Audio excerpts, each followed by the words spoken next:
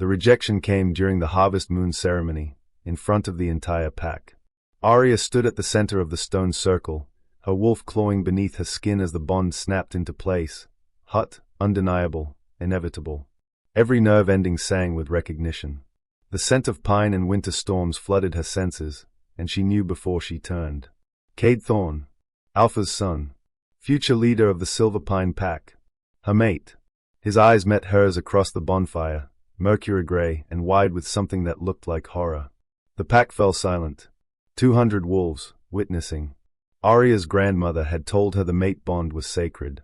That when it formed, nothing else mattered, not rank, not history, not pride. The wolves around her shifted restlessly, waiting for Kade to step forward, to claim what the moon had given him. He didn't move. No. His voice carried over the crackling flames. Flat. Final. I reject this bond. The words hit like silver through her chest. Aria felt the tether between them fray, felt her wolf howl in confusion and pain. Around the circle, pack members exchanged glances, shock, pity, something that looked like relief on a few faces. Aria Castellan, orphaned at 12 when rogues slaughtered her parents. Raised by her grandmother on the eastern edge of pack territory, too far from the main compound to matter. Competent enough as a tracker, invisible enough to forget. Not mate material for an alpha heir. Kade. His father, Alpha Thorne, spoke from his place of honor. Warning threaded through the single word. The bond is a mistake. Kade's jaw was set, his shoulders rigid. He wasn't looking at her anymore. I won't be tied to. He stopped himself, but the damage was done. To someone like me, Aria finished silently. The bond thrashed between them, wounded and wild. Her wolf wanted to submit, wanted to beg, wanted to make him understand. The human part of her wanted to disappear into the forest and never come back. She did neither. Then we're agreed. Her voice came out steadier than she'd expected. She pulled at the bond, felt resistance, then gave one vicious mental wrench. The connection didn't break. It couldn't, not completely, not without a formal severance ritual, but it went cold and distant, like a limb gone numb. I don't want a mate who sees me as a mistake. Kade flinched. Good. Aria turned and walked out of the circle. No one stopped her. Pack law said she could leave until the next full moon, when the elders would decide whether to perform the severance. 30 days of a broken bond eating her alive from the inside. She made it to the tree line before her knees gave out. Aria. Her grandmother's voice, soft and devastated. Esme Castellan knelt beside her, silver hair gleaming in the moonlight. Oh, little wolf. Don't. Aria shook her head, fighting the tremors racking her body. The bond was a living thing, screaming at the separation, at the wrongness of Kade's rejection. I'm fine. You're not. Esme's weathered hands cupped her face. A rejected bond will tear you apart if you don't let it go properly. 30 days, Aria whispered. I have 30 days. Behind them, the ceremony continued. She could hear the drums starting again, the pack moving on. Kade Thorne had rejected his mate in front of everyone, and the world kept spinning. Esme helped her stand. Come. You'll stay with me until... No. Aria pulled away gently. The bond pulsed once, sharp and accusing, and she felt Kade's awareness spike on the other end. He knew where she was. Could probably feel her pain bleeding through despite her attempts to smother it. I need to be alone. Her grandmother's expression said she understood, even if she hated it. The cabin, then. I'll bring supplies in the morning. Aria nodded. The cabin was a half-mile into the forest, abandoned since her parents died. She'd spent enough nights there as a teenager, learning to track, learning to survive, learning to be invisible. She shifted mid-stride, bones cracking and reforming, dark fur rippling across her skin. Her wolf form didn't make the bond hurt less, but at least it gave her something to do with the rage. She ran. The forest blurred around her, familiar paths, ancient trees, the whisper of prey she had no interest in hunting. Her wolf wanted to go back, wanted to fight for what was theirs. The human part of her knew better. Kade Thorne didn't want her, had looked at her and chosen rejection. The cabin appeared through the trees, exactly as she remembered. One room, a stone fireplace, windows her father had installed the summer before he died. She shifted back, naked and shaking, and shoved the door open. Inside smelled like dust and memory. Aria sank down against the wall, wrapped her arms around her knees, and finally let herself feel it. The bond, mangled and bleeding, screaming for a mate who'd turned away. Her wolf whined low in her throat. 30 days. She could survive 30 days. Had survived worse. The bond pulsed again, and this time she felt something new underneath the pain. Kade's regret. Sharp and immediate, like he'd just realized what he'd done. Aria shoved the feeling away, rebuilt her walls, and forced the bond into the darkest corner of her mind. She didn't care if he regretted it. The damage was done. Morning came too fast.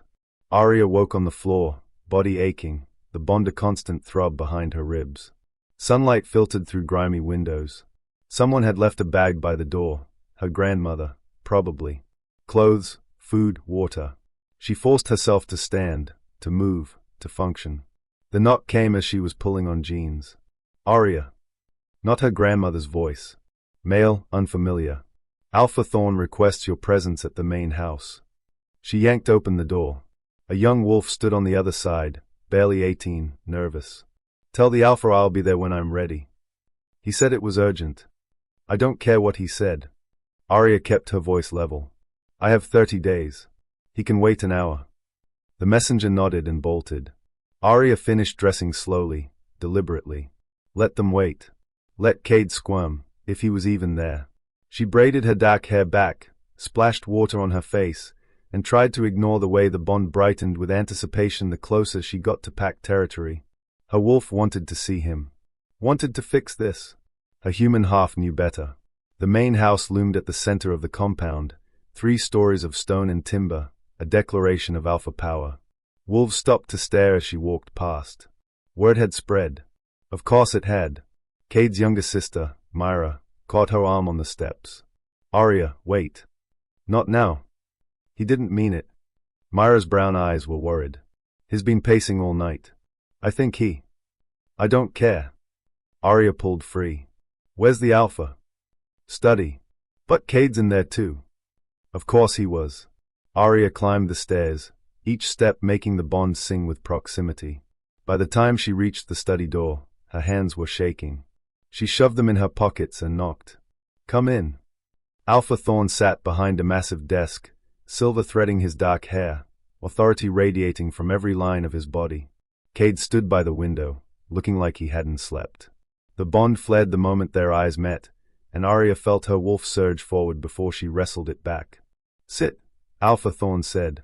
Aria remained standing. You summoned me. We need to discuss the severance. There's nothing to discuss. I have 30 days. Then it's done. It's not that simple. The Alpha's expression was grave. The pack is already unstable. Your parents' deaths, the rogue attacks increasing, whispers that we're weak. A rejected mate bond, especially involving my heir, sends the wrong message. Then your son shouldn't have rejected it. Kade turned from the window. Aria. Don't. She didn't look at him. Couldn't. You made your choice in front of the entire pack. Own it. I made a mistake. The words should have felt like victory. Instead, they felt like poison. Funny how it took you 12 hours to figure that out. Aria finally met his gaze. Gray eyes, desperate and tired. The bond thrummed between them, wanting, pleading. Was it the bond screaming at you all night? Or did someone explain how badly you just fucked your political standing? Alpha Thorne's hand hit the desk. Enough. No. Aria turned to him. With respect, Alpha, enough is you telling me I have to pretend this didn't happen for the good of the pack. I won't do it. I'm not asking you to pretend. The Alpha stood. I'm telling you that a severance will require a tribunal. 3 elders, public testimony, an examination of why the bond failed. They'll pick apart every detail of your life and my son's. The pack will be divided. So let them be divided. I'm not staying tied to someone who doesn't want me. I do want you. Kade's voice was rough. I panicked. The bond hit, and everyone was watching, and I knew what they'd think. That you'd been tied to someone beneath you. That's exactly it. Aria's wolf snarled, wanting to tear into him, wanting to make him bleed the way she was bleeding. You looked at me and saw a liability. I'm not asking you to lie about it now. The study fell silent. Kade's hands were fists at his sides, his wolf pushing against his skin. The bond pulled taut between them, painful and persistent. There's an alternative, Alpha Thorne said finally. A trial bond. 30 days where you both remain here. Give the bond a chance. Let the pack see you together. If at the end you still want the severance, the elders will grant it without question. No. Aria shook her head. Absolutely not. It would satisfy pack law, the Alpha pressed. And it would give you both time to. To what? Fall in love. The laugh that escaped her was brittle. He rejected me. In front of everyone. That doesn't go away because we spend a month pretending. I'll do anything, Kade said quietly. Aria, please. Let me fix this. She looked at him then, really looked. Saw the shadows under his eyes, the tension in his shoulders, the way his wolf was barely contained. The bond whispered that he was hurting too, that the rejection had carved him open just like it had her. She didn't care. You want to fix this? Aria stepped closer, watched him tense. Then go back to last night. Stand in that circle and choose differently. But you can't, can you? So there's nothing to fix. The trial bond, Alpha Thorne started, is a political move to save face. Aria turned to him. I understand why you want it, Alpha, but I won't be a prop in your son's redemption arc. I'll stay in the cabin. I won't cause trouble. In 30 days, I'll stand before the elders and request the severance. That's my final answer. She turned to leave. Wait. Kade moved between her and the door. Too close. The bond lit up like wildfire, and Aria felt her wolf respond with desperate hunger. You think I don't know what I did? I've been feeling you all night, Aria. Your pain, your rage. It's killing me. Good. He flinched like she'd struck him. I don't expect forgiveness. I just want a chance to. You had your chance. You threw it away. Aria met his eyes. Now move. For a moment, she thought he'd refuse. His wolf was dominant, bred for leadership, used to getting what it wanted.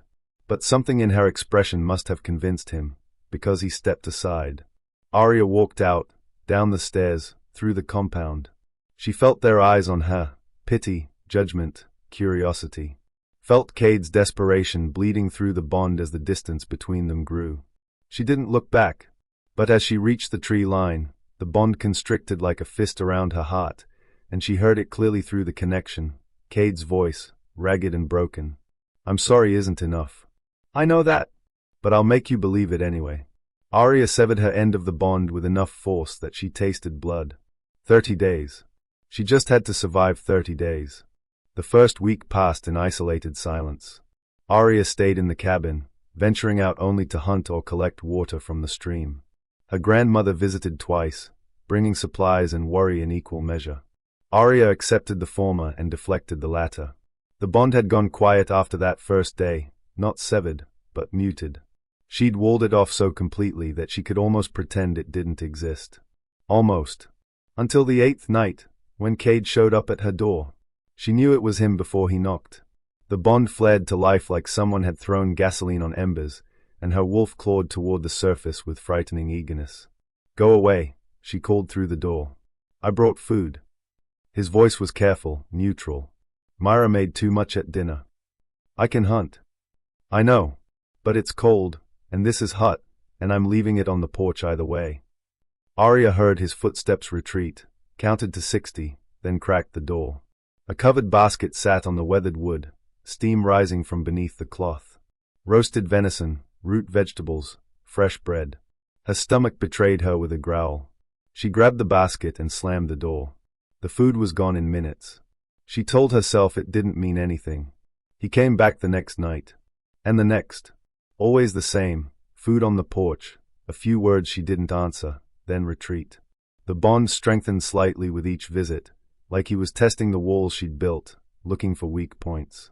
On the 11th night, she was waiting when he arrived. Aria yanked open the door before he could knock. What do you want? Kade stood in the moonlight, another basket in his hands, looking surprised that she'd actually confronted him. To feed you. Why? Because you're my mate. He said it simply, like it was obvious. Because the bond tells me when you're hungry or cold or hurting, and I can't just ignore that. You ignored it fine the night you rejected me. His jaw tightened. I know. So why the sudden concern? Aria crossed her arms. The bond hummed between them, stronger now with proximity, urging her to step closer. She stayed put. Guilty conscience? Political pressure? Or did Daddy tell you to keep me happy until the 30 days are up? None of that. Kade set the basket down, met her eyes. I'm trying to fix what I broke. With food. With whatever you'll accept. His wolf pushed at his edges. She could see it in the way his pupils dilated, the tension in his shoulders. You won't talk to me. Won't let me near you. But you're still eating, so. So you thought you'd what? Feed me into forgiveness. Aria laughed, sharp and bitter. That's not how this works. Then tell me how it works. Kade took a step forward. Aria retreated one step back, maintaining distance. The bond protested. Tell me what I have to do. Nothing. There's nothing you can do. She grabbed the basket from the porch, held it between them like a shield. In 19 days, this ends. Accept it. I can't. You don't have a choice. Neither do you. His voice dropped, rough and frustrated. The bond doesn't just disappear because you want it to, Aria. You feel it too. I know you do. What I feel doesn't matter. She backed toward the doorway. You made sure of that. That's not. He cut himself off, dragged a hand through his dark hair. I'm not explaining this right. There's no explanation that makes it right. I know. Kade's shoulders dropped. For the first time since that night, he looked less like an alpha's heir and more like someone drowning. I know I can't undo it, but I'm asking you to let me try anyway. The bond pulled tight, wanting her to comfort him, to close the distance, to accept what he was offering. Aria crushed the instinct down. Good night, Kade. She shut the door in his face. But she ate the food. And when he returned the next night, she opened the door again. By the 14th day, a pattern had emerged. Kade arrived at dusk with food. Aria answered the door. They fought, quick, vicious exchanges that left the bond raw and aching. He left. She ate alone. The pack was starting to talk. Aria heard it from Esme, who heard it from the market. The alpha's son is courting his rejected mate. He leaves the main house every night. She hasn't thrown him out yet. Gossip and speculation, woven with hope. The pack wanted a reconciliation. Wanted their future alpha mated and settled. Wanted the instability resolved. What the pack wanted didn't concern Aria.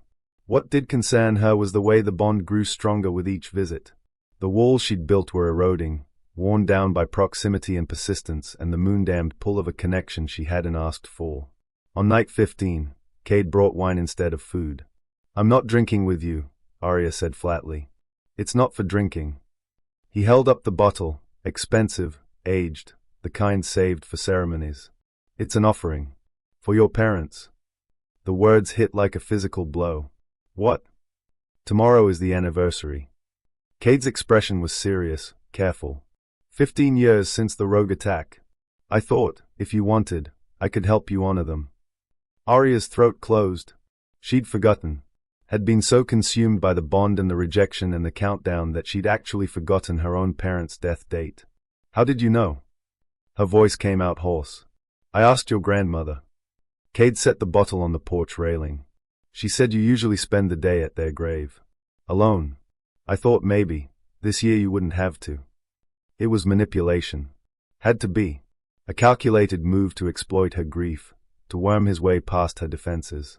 Except his eyes held genuine sorrow, and the bond carried no deception. Why do you care? Aria's hands were shaking. She hid them behind her back. Because they mattered to you. That makes them matter to me. That's not an answer. It's the only one I have. Kade stepped back, creating distance. The wine is yours either way. I'll go. Wait. The word escaped before she could stop it. Kade froze mid-turn. Aria hated herself for what she was about to say, but the loneliness was suddenly crushing. You can stay. For one drink.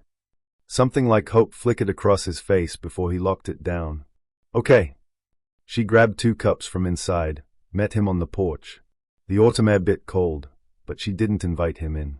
That felt like too much. Kade poured. They sat on opposite ends of the steps.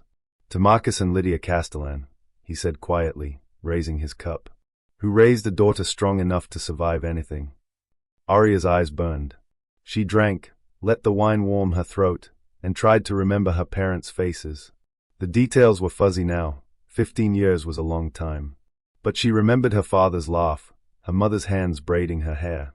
I was 12, she said into the silence. Esme says I found them. I don't remember that part. Kade said nothing, just listened. The pack hunted the rogues down. Killed them all within a week. Aria traced the rim of her cup. Everyone said it was justice. But it didn't bring them back. No, it wouldn't.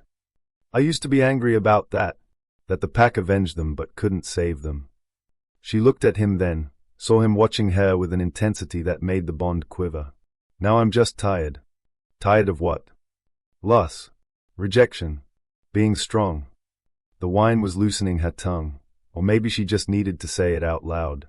Everyone expects me to survive this too. The broken bond. The humiliation. Like it's just another thing I'll overcome. And you will. Kade's voice held certainty. I know you will. That's not the point. Aria set her cup down. The point is I shouldn't have to. You did this.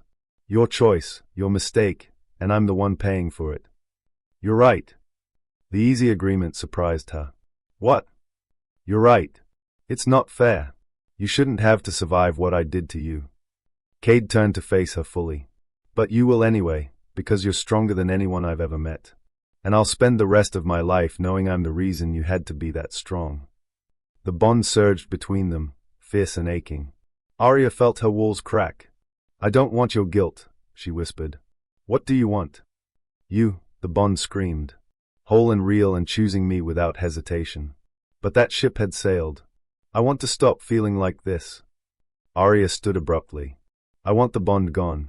I want to move on. Kade stood too, slower. What if you can't? I will. Aria. Thank you for the wine. She grabbed the bottle, retreated toward the door. Don't come back tomorrow. I'm coming back every night until the 30 days are up, Kade said.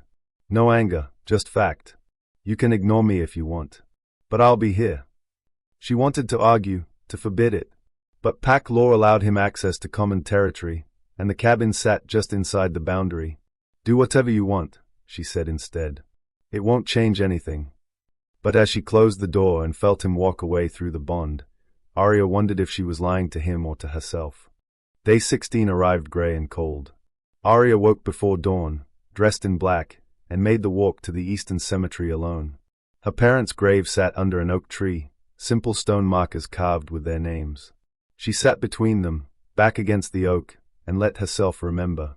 The pack had offered her a place in the main house after they died. Esme had refused on her behalf, raised her in the same cabin where her mother grew up, kept her close to her roots, close to the forest, made her self-sufficient, invisible. Maybe that's why Kade's rejection had hit so hard. She'd spent her whole life being overlooked. The mate bond was supposed to be different, supposed to make her matter. Instead, it just made her expendable in a more public way. I miss you, she said to the graves. Both of you. Things would be easier if you were here. The wind rustled through the oak leaves. No answer, but she hadn't expected one. She stayed until noon, then rose to leave. Kade was waiting at the cemetery gate. Aria stopped short. I told you not to come. You told me not to come to the cabin. He held up empty hands. You didn't say anything about here. Semantics. Accuracy. He fell into step beside her as she started walking. How are you? Don't what? Don't pretend you care how I'm feeling. Aria kept her eyes forward. We're not friends, Kade. We're not anything. We're mates. Not for much longer. They walked in tense silence until the forest path forked, left toward the cabin, right toward the main compound. Have dinner with me, Kade said as she turned left. No, not at the main house. Somewhere neutral. The clearing by the falls. Why? Aria stopped, turned to face him. What's the point? The point is I want to know you. His gray eyes were steady. Not as my mate. Not as a political necessity.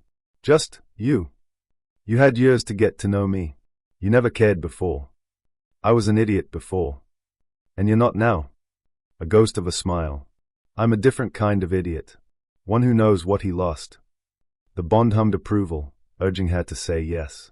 Aria shoved it down. One dinner, Kade pressed. If you hate it, I'll stop. No more food deliveries, no more ambushes at cemeteries. I'll leave you alone until day 30. It was a trap. Had to be.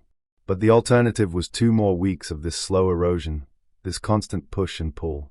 Maybe if she gave him one dinner, proved to both of them that nothing had changed, he'd actually leave her alone. Fine, Aria said. Tomorrow. Sunset. I'll bring my own food. Deal. She left him standing at the fork, felt his eyes on her back through the bond. This was a mistake. She knew it even as she agreed to it. But somewhere beneath the anger and hurt, a traitorous part of her wondered, what if it's not? Aria spent the next day telling herself she could still back out. She hunted in the morning, cleaned the cabin in the afternoon, and tried not to think about dinner. The bond had other ideas. It pulsed with anticipation every time her thoughts drifted toward Kade, like a dog wagging its tail. She hated how eager it made her feel. Hated more that part of the eagerness wasn't just the bond. By sunset, she'd talked herself into going 3 times and out of it twice. The clearing by the falls was a 20-minute walk through old-growth forest. Aria had spent summers there as a child, learning to fish in the pool beneath the waterfall while her father tracked prey upstream. It was packed territory but remote enough that most wolves avoided it. Neutral ground, like Kade promised. She arrived as the sun touched the horizon, painting the sky orange and gold. Kade was already there, arranging a blanket near the water's edge. No fancy setup, no romantic gestures. Just wool and practicality. You came, he said, looking up. I said I would. Aria stayed at the tree line, suddenly uncertain. The bond thrummed between them, stronger here in the quiet. This doesn't mean anything. I know. Kade sat back on his heels. I'm still glad you're here. She approached slowly, studying him. He dressed simply, dark shirt, worn jeans, boots. His hair was damp like he'd bathed in the stream. Nervous energy rolled off him in waves. Good. He should be nervous. Aria sat at the opposite edge of the blanket, maximizing distance. She pulled out the bread and cheese she'd brought, unwrapped them with deliberate focus. Kade produced his own meal, cold chicken, apples, a canteen of water. They ate in silence, the falls providing white noise. Thank you, he said finally, for giving me this chance. Don't thank me yet. Aria tore off a piece of bread. You said you wanted to know me. So ask. What do you want most in the world? The question caught her off guard. She'd expected something safe, favorite color, preferred prey, easy things. Not this. Why does it matter? Because I want to understand you. Kade leaned back on his hands, gaze steady. Really understand. Not the version the pack sees, not the tracker who keeps her head down. You. Aria chewed slowly, considering. The truth felt too vulnerable, too raw. But he'd asked, and something reckless in her wanted to make him see what he'd thrown away. I want to matter, she said quietly. Not because of bloodline or rank or who I'm tied to. I want to matter because of who I am. Kade's expression shifted, recognition, maybe. Or guilt. You do matter. To who? Esme, because I'm her granddaughter. The pack, because I'm a decent tracker. Aria met his eyes. You rejected me because I didn't matter enough. Don't pretend otherwise. That's not why. He stopped himself, jaw working. You're right. Partially. I looked at you and saw how the pack would react, what they'd say about me choosing someone without status. I panicked. So you do see me as beneath you. I saw you as a threat to my position. The honesty hit like a slap. Which is worse, I know. But I'm trying to be honest. How noble. Aria's voice dripped acid. Anything else you want to confess while we're bearing souls? Kade stared at the water, tension in every line of his body. I knew who you were before the ceremony. Had known for months. The bread turned to ash in her mouth. What? The bond doesn't just snap into place during ceremonies. Sometimes you feel it building beforehand, if you're paying attention. He looked at her then, something haunted in his eyes. I felt you at the summer hunt. Your wolf called to mine, and I knew. You knew. Aria's hands were shaking. You knew for months, and you still. I told myself it was wrong, that the bond had made a mistake. You were nobody, and I was heir, and it couldn't work. His voice went rough. So I ignored it, avoided you, hoped it would go away. Then the ceremony happened. And the bond locked into place, and everyone was watching, and I, Kade's hands fisted in the blanket. I chose my pride over you. Over us. Aria stood abruptly. The bond screamed at the admission, at the betrayal layered on top of betrayal. You let me think it was spontaneous, that you were surprised and reacted badly. I know. You had months to prepare, to tell me, to figure out how to handle it. I know. And you still publicly humiliated me rather than deal with your own cowardice. The words came out sharp as broken glass. Do you have any idea what that did to me? Kade stood too, careful not to approach. I felt it. Through the bond. Your shock, your pain. I felt all of it while I stood there like a bastard and let it happen. Then why are you telling me this now? Aria's vision blurred. She refused to cry in front of him. Why not just let me believe it was impulse? At least that would have been understandable. Because you asked what I want. His voice carried across the clearing, raw and desperate. And what I want is for you to know exactly what I did. Not the packaged version, not the excuses. The truth. The truth is you're a coward. Yes. The truth is you cared more about politics than your own mate. Yes. The truth is even now, even doing all this, Aria gestured at the blanket, the clearing, the attempt at intimacy. You're probably just trying to salvage your reputation. No. Kade took one step forward. Aria held her ground. My reputation is destroyed either way. The pack knows I rejected my mate. They know I'm groveling. Some respect that, most don't. I'm doing this because I can't function knowing I broke you. I'm not broken. You're hurt. Because of me. Another step. The bond pulled taut between them. And I need you to understand something, Aria. I don't expect forgiveness. I don't expect you to choose me after the 30 days. But I need to try anyway, because the alternative is living the rest of my life knowing I had something precious and destroyed it without even trying to fight for it. You don't fight for something after you throw it away. Aria's voice cracked. That's not how it works. Then tell me how it works. Tell me what to do. Go back in time. Choose differently. I can't. Then there's nothing to do. She turned away, heading for the trees. This was a mistake. Aria, wait. Don't. She spun back, and the bond fled so bright it hurt. Don't chase me. Don't show up at my cabin. Don't. Her breath hitched. Just leave me alone, Kade. Please. The please broke something in his expression. He stayed rooted to the spot as she disappeared into the forest, didn't follow even though she could feel his wolf howling through the bond. Aria ran. Shifted mid-stride, let her wolf take over, let the instinct and speed blur the world into something manageable. The bond screamed. Her wolf whined, confused and grieving. The human part of her wanted to go back, wanted to accept his honesty even if it hurt. She kept running. She didn't go back to the cabin. Instead, Aria ran to the northern border, where pack territory met wilderness.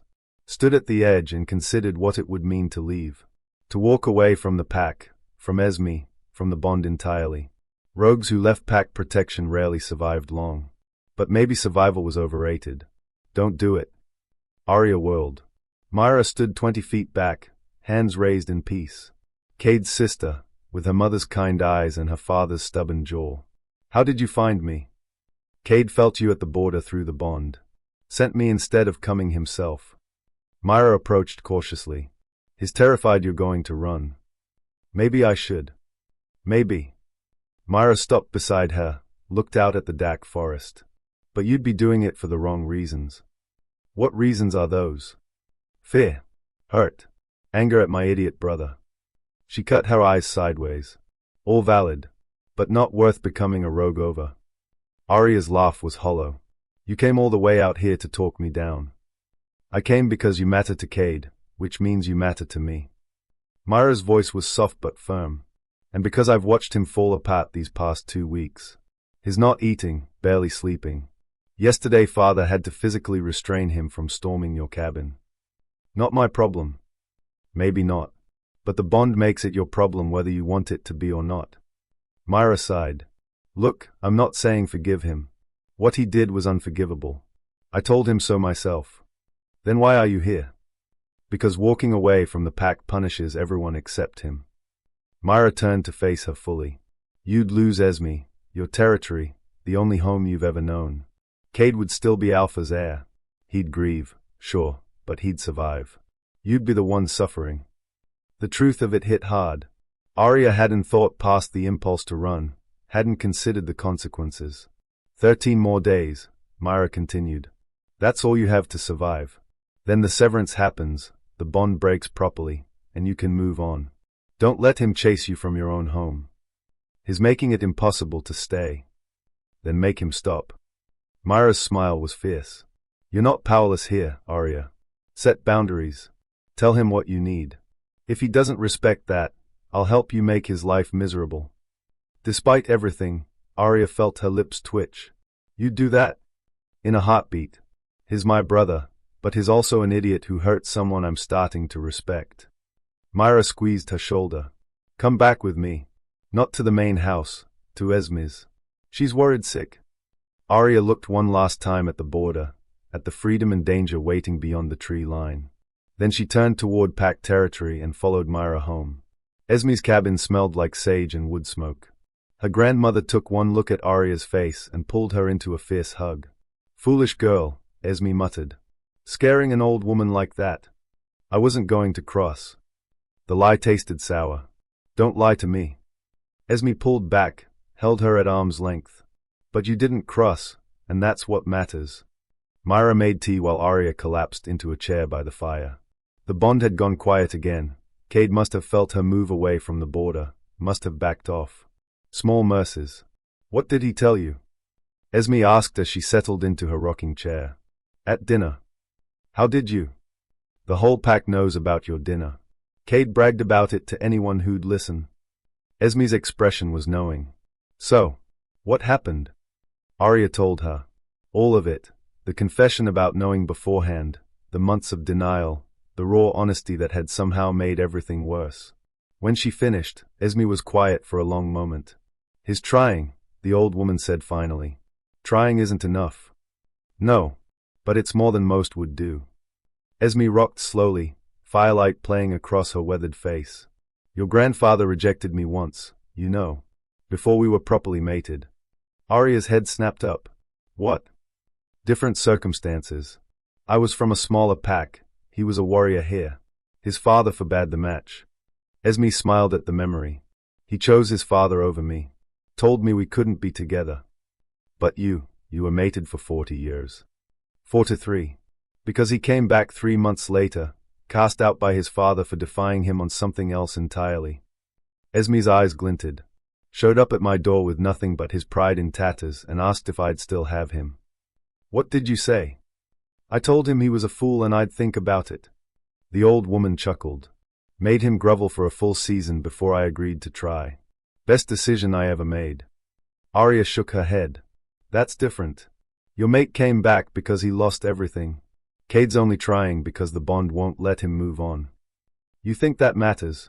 The why of it? Esme leaned forward. What matters is what he does now. If he's genuine in his efforts to change, to understand what he did wrong. Or he's just good at manipulation. Then you'll know in 13 days. Myra spoke up from the kitchen. If he keeps his word and accepts the severance, you'll know it was genuine. If he fights it, you'll know it wasn't. The logic was sound. Aria hated that it was sound. I'm tired, she said, standing. Can I stay here tonight? You can stay as long as you need. Esme rose, kissed her forehead. But child, don't mistake caution for cowardice. Sometimes the bravest thing is to stay and see what happens. Aria climbed to the loft that had been her childhood bedroom, crawled under familiar quilts, and tried to sleep. The bond pulsed once, soft, tentative. A question without words. Against her better judgment, Aria pulsed back. I'm okay. The relief that flooded through the connection nearly undid her. She walled it off again, but gentler this time. Not a severing, just distance. 13 days. She could survive 13 days. But as sleep finally claimed her, Aria dreamed of grey eyes and cedar smoke scent, of a bond that refused to let her go. And for the first time since the rejection, she wasn't sure she wanted it to. Kade didn't come to the cabin the next night. Or the night after. Aria told herself she was relieved. The space was what she'd asked for, what she needed. The bond remained muted on his end, present but respectful, like he was keeping his distance deliberately. It should have felt like victory. Instead, it felt like absence. On day 19, Aria went to the training grounds. She needed to move, to fight, to feel something other than the constant low-grade ache of the bond. The grounds were empty at dawn. Most wolves trained in the evenings. She had the practice circles to herself. Or so she thought. Your stance is off. Aria spun. Kade's father stood at the edge of the circle, arms crossed. Alpha Thorne in full authority, not the political negotiator from his study. Alpha. She straightened, uncertain. I didn't know anyone else was here. I come early to avoid the crowds. He stepped into the circle, assessing. You're favoring your left side. Old injury. Sparring accident 2 years ago. Healed wrong. Show me. It wasn't a request. Aria moved through a basic defensive sequence, felt the familiar hitch when she pivoted right. Alpha Thorne watched with the intensity of someone who'd spent decades evaluating warriors. Again. Slower. She complied. He circled her, studying the movement. You're compensating with speed, he said finally. Trying to move past the weakness before anyone notices. It works against mediocre opponents. Against someone skilled, it'll get you killed. I manage fine. Managing isn't mastering. He took a stance across from her. Spar with me. Aria's wolf bristled. Alpha, I don't think. That wasn't a request either. They circled each other. Alpha Thorne moved with the easy confidence of someone who'd earned his position through blood and skill, not just inheritance. When he struck, it was controlled, testing her defenses, finding the weakness. He found it in 3 moves. Aria hit the ground hard, breath knocked from her lungs. The Alpha offered a hand up. Your injury makes you predictable, he said as she regained her feet. But we can work with that. Use it as a feint. Make opponents think they've found your weakness, then counter from your strong side. Why are you helping me? Because you're pack. He reset his stance. And because my son is an idiot who doesn't deserve you, but I'm hoping you'll give him the chance to become someone who does. The honesty surprised her. He sent you. He doesn't know I'm here. Alpha Thorne's expression was unreadable. This is me, acknowledging that you were wronged. That the pack failed you when we allowed that rejection to happen publicly. You couldn't have stopped it. I could have prepared better. Talked to my son beforehand, made sure he understood the weight of what was coming. The Alpha's jaw tightened. I knew the bond was forming. Saw the signs. I should have intervened. You knew too. Suspected. The way he avoided you, the tension whenever you were near. He shook his head. I thought he was handling it privately. By the time I realized he wasn't, it was too late. Aria's throat constricted. Everyone knew except me. That's not. Alpha Thorne stopped himself. Yes. In essence, yes. And that was wrong. They stood in silence, the morning sun climbing higher. Around them, the compound was beginning to wake, sounds of pack life filtering through the trees. The severance is in 11 days, Aria said quietly. This doesn't change that. I know. But when it's done, you'll still be pack. Still under my protection. His gray eyes, so like his son's, held hers steadily. The Alpha who failed to protect you from humiliation is the same Alpha who will ensure no one ever makes you feel lesser again. You have my word. Why does it matter? I'm nobody. You're my son's mate. That makes you somebody whether the bond survives or not. He moved back to the center of the circle. Now, let's work on that right pivot. We have an hour before the grounds get crowded. They trained until Aria's muscles screamed and her weak side had been thoroughly exploited and strengthened. Alpha Thorne was merciless but fair, pushing her past her limits while teaching her how to compensate for the old injury. When they finally stopped, she was dripping sweat and the bond was humming with confused awareness. Kade had felt the fighting through their connection, probably assumed she was in danger. Thank you, Aria said, catching her breath. For the training. Come back tomorrow. Same time. The alpha rolled his shoulders. You have potential. Would be a waste not to develop it. He left her standing in the circle, muscles aching and mind reeling. The pack's alpha was training her personally, publicly acknowledging her worth. It changed nothing about the rejection, but it shifted something in how she saw herself here. Kade was waiting at the tree line when she headed back toward Esme's cabin. Are you hurt? He scanned her for injuries, tension radiating through the bond. I felt the fighting through the bond, I thought. I'm fine. Aria kept walking. Your father was training me. That stopped him cold. What? Training. You know, teaching combat techniques. She didn't slow down. Apparently I have potential. Kade fell into step beside her, clearly processing. He's never trained anyone outside the warrior class. First time for everything. Aria. He caught her arm gently. She stopped, looked at his hand until he released her. Did he say anything? About us? He said you're an idiot who doesn't deserve me. She watched Kade flinch. But that he hopes I'll give you the chance to become someone who does. That sounds like him. Kade shoved his hands in his pockets. For what it's worth, he's right. About all of it. I know he is. They resumed walking. The bond hummed between them, less fraught than it had been. Almost comfortable. I'm sorry, Kade said after a moment. About the dinner. I shouldn't have told you about knowing beforehand. It just made everything worse. No. Aria surprised herself by disagreeing. You were right to tell me. I needed to know. Even though it hurt. Especially because it hurt. She glanced at him. At least now I know exactly what I'm dealing with. No more surprises. Kade nodded slowly. Can I ask you something? Depends what it is. What happens if, he stopped himself, started again. What happens after the severance? Do you stay with the pack? Where else would I go?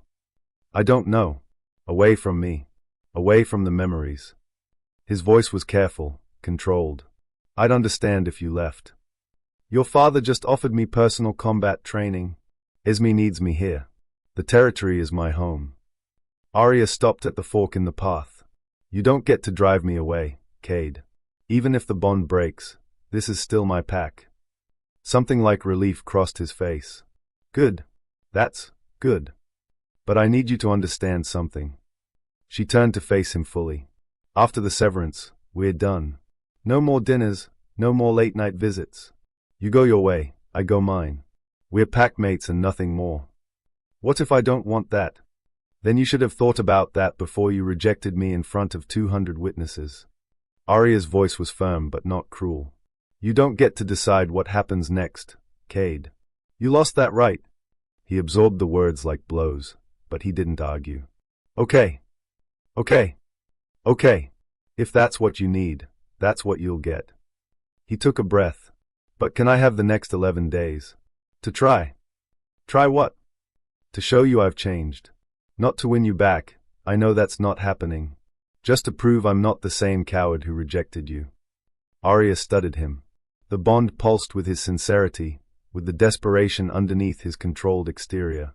Part of her wanted to say no, to keep the walls up until the severance made them permanent.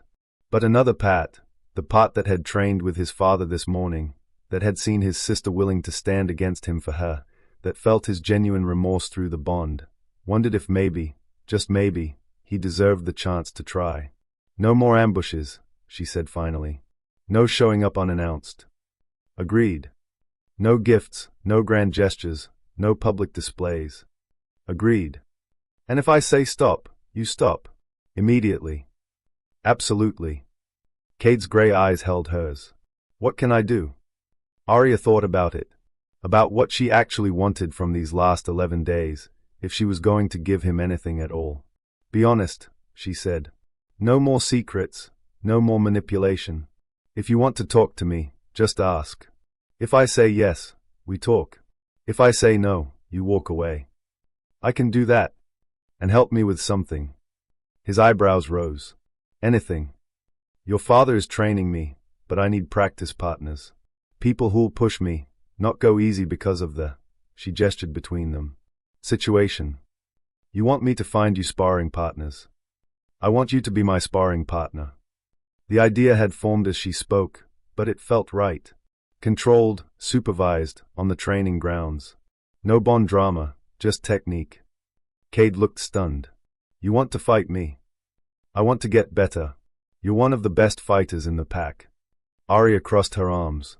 Unless you're not willing. I'm willing. More than willing. A hint of a smile crossed his face. When do we start? Tomorrow evening. After your father and I finish morning training. I'll be there. They stood in the path, Bond humming with something that wasn't quite peace but wasn't warfare either. A truce, maybe. A temporary ceasefire. 11 days, Aria said. 11 days, Kade echoed. I'll make them count. She nodded and walked away, felt his eyes on her back until she disappeared into the trees. This was dangerous. Giving him access, even controlled access, was dangerous. The Bond would use it against her, would twist proximity into want and want into something she couldn't afford to feel. But the alternative was hiding for 11 more days, letting fear dictate her choices. Aria had survived too much to let fear win now. That evening, Myra showed up at Isma's cabin with a bottle of wine and a determined expression. Girls' night, she announced, pushing past Aria into the main room. Non-negotiable. I don't remember agreeing to this. You didn't. I decided for you. Myra set the wine on the table, grinned at Isma. You're invited too, obviously. Isma chuckled. Someone has to make sure you young wolves don't do anything foolish. They settled around the table, 3 generations of pack females, sharing wine and stories as the sun set. Myra was funny and irreverent, telling embarrassing stories about Kade's childhood that made even Aria laugh. He once challenged a bear cub because he thought it would make him look tough, Myra said, refilling their cups. Father had to save him from the mother bear. Grounded him for a month.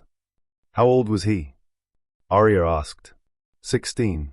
16 and already convinced he was invincible. Myra shook her head. He's always been like that, confident to the point of stupidity. That explains a lot. It doesn't excuse what he did, Myra said more seriously. But it might help you understand where his head was. He's spent his whole life being told he's special, that he's destined to lead. Probably thought he could control who he bonded with, too. The moon doesn't work that way. No. But Kade's never been good at accepting things he can't control. Myra leaned back in her chair. His learning, though. Father's been harder on him since the rejection. Making him earn respect instead of assuming it. Esme hummed thoughtfully. The pup needed humbling. Seems like he's getting it. Is it wrong that part of me is glad? Aria swirled her wine. That is suffering. Human, Esme said. Not wrong, just human. He hurt you. Of course you want him to hurt back. But you also agreed to train with him, Myra pointed out. So part of you must want to give him a chance. I want to get stronger. That's all. Sure. Myra's smile was knowing. Keep telling yourself that. They drank until the stars came out, until Aria felt lighter than she had in weeks. When Myra finally left, stumbling slightly from the wine, Aria helped her grandmother clean up. That girl is good for you, Esme said. Don't push her away when this is over. She's his sister. She's her own person, who clearly likes you for you, not because of the bond. Esme dried a cup, set it aside. You're allowed to keep the good things that came from this mess, you know, even if the bond doesn't survive. Aria thought about Alpha Thorne's training, about Myra's friendship, about the way the pack was starting to see her differently. Maybe some good could come from pain. Maybe surviving meant more than just enduring. I'm going to train with him tomorrow, she said quietly. Kade, we agreed to spar. I know. The whole compound knows. Esme's eyes twinkled. The betting pool is already up to 40 marks. Betting on what? Whether you'll actually go through with it or if you'll knock him on his ass within the first 5 minutes. Her grandmother chuckled. I put money on both. Despite everything, Aria laughed. 10 days left until the severance. 10 days to figure out if Kade Thorne could become someone worth knowing. 10 days to decide if she was brave enough to find out. The training grounds were packed when Aria arrived. She'd expected a few spectators. The pack loved a good sparring match. But this was different. Wolves lined the practice circles 3 deep, murmuring amongst themselves, casting glances her way that ranged from curious to calculating. Kade stood in the center ring, already warmed up. He saw her approach and the bond flared bright with nervousness. Good. He should be nervous. I didn't expect an audience, Aria said as she entered the circle.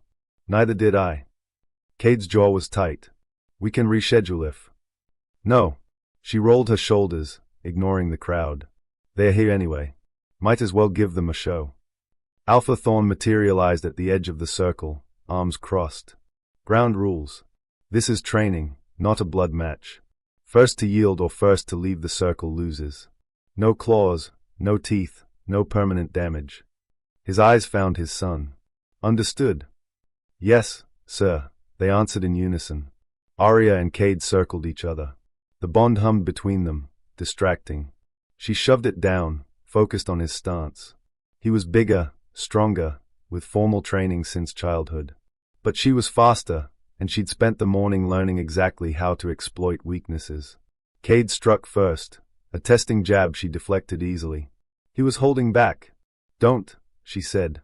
Don't what? Go easy on me because of the bond. It's insulting. Something shifted in his expression. You sure? Positive.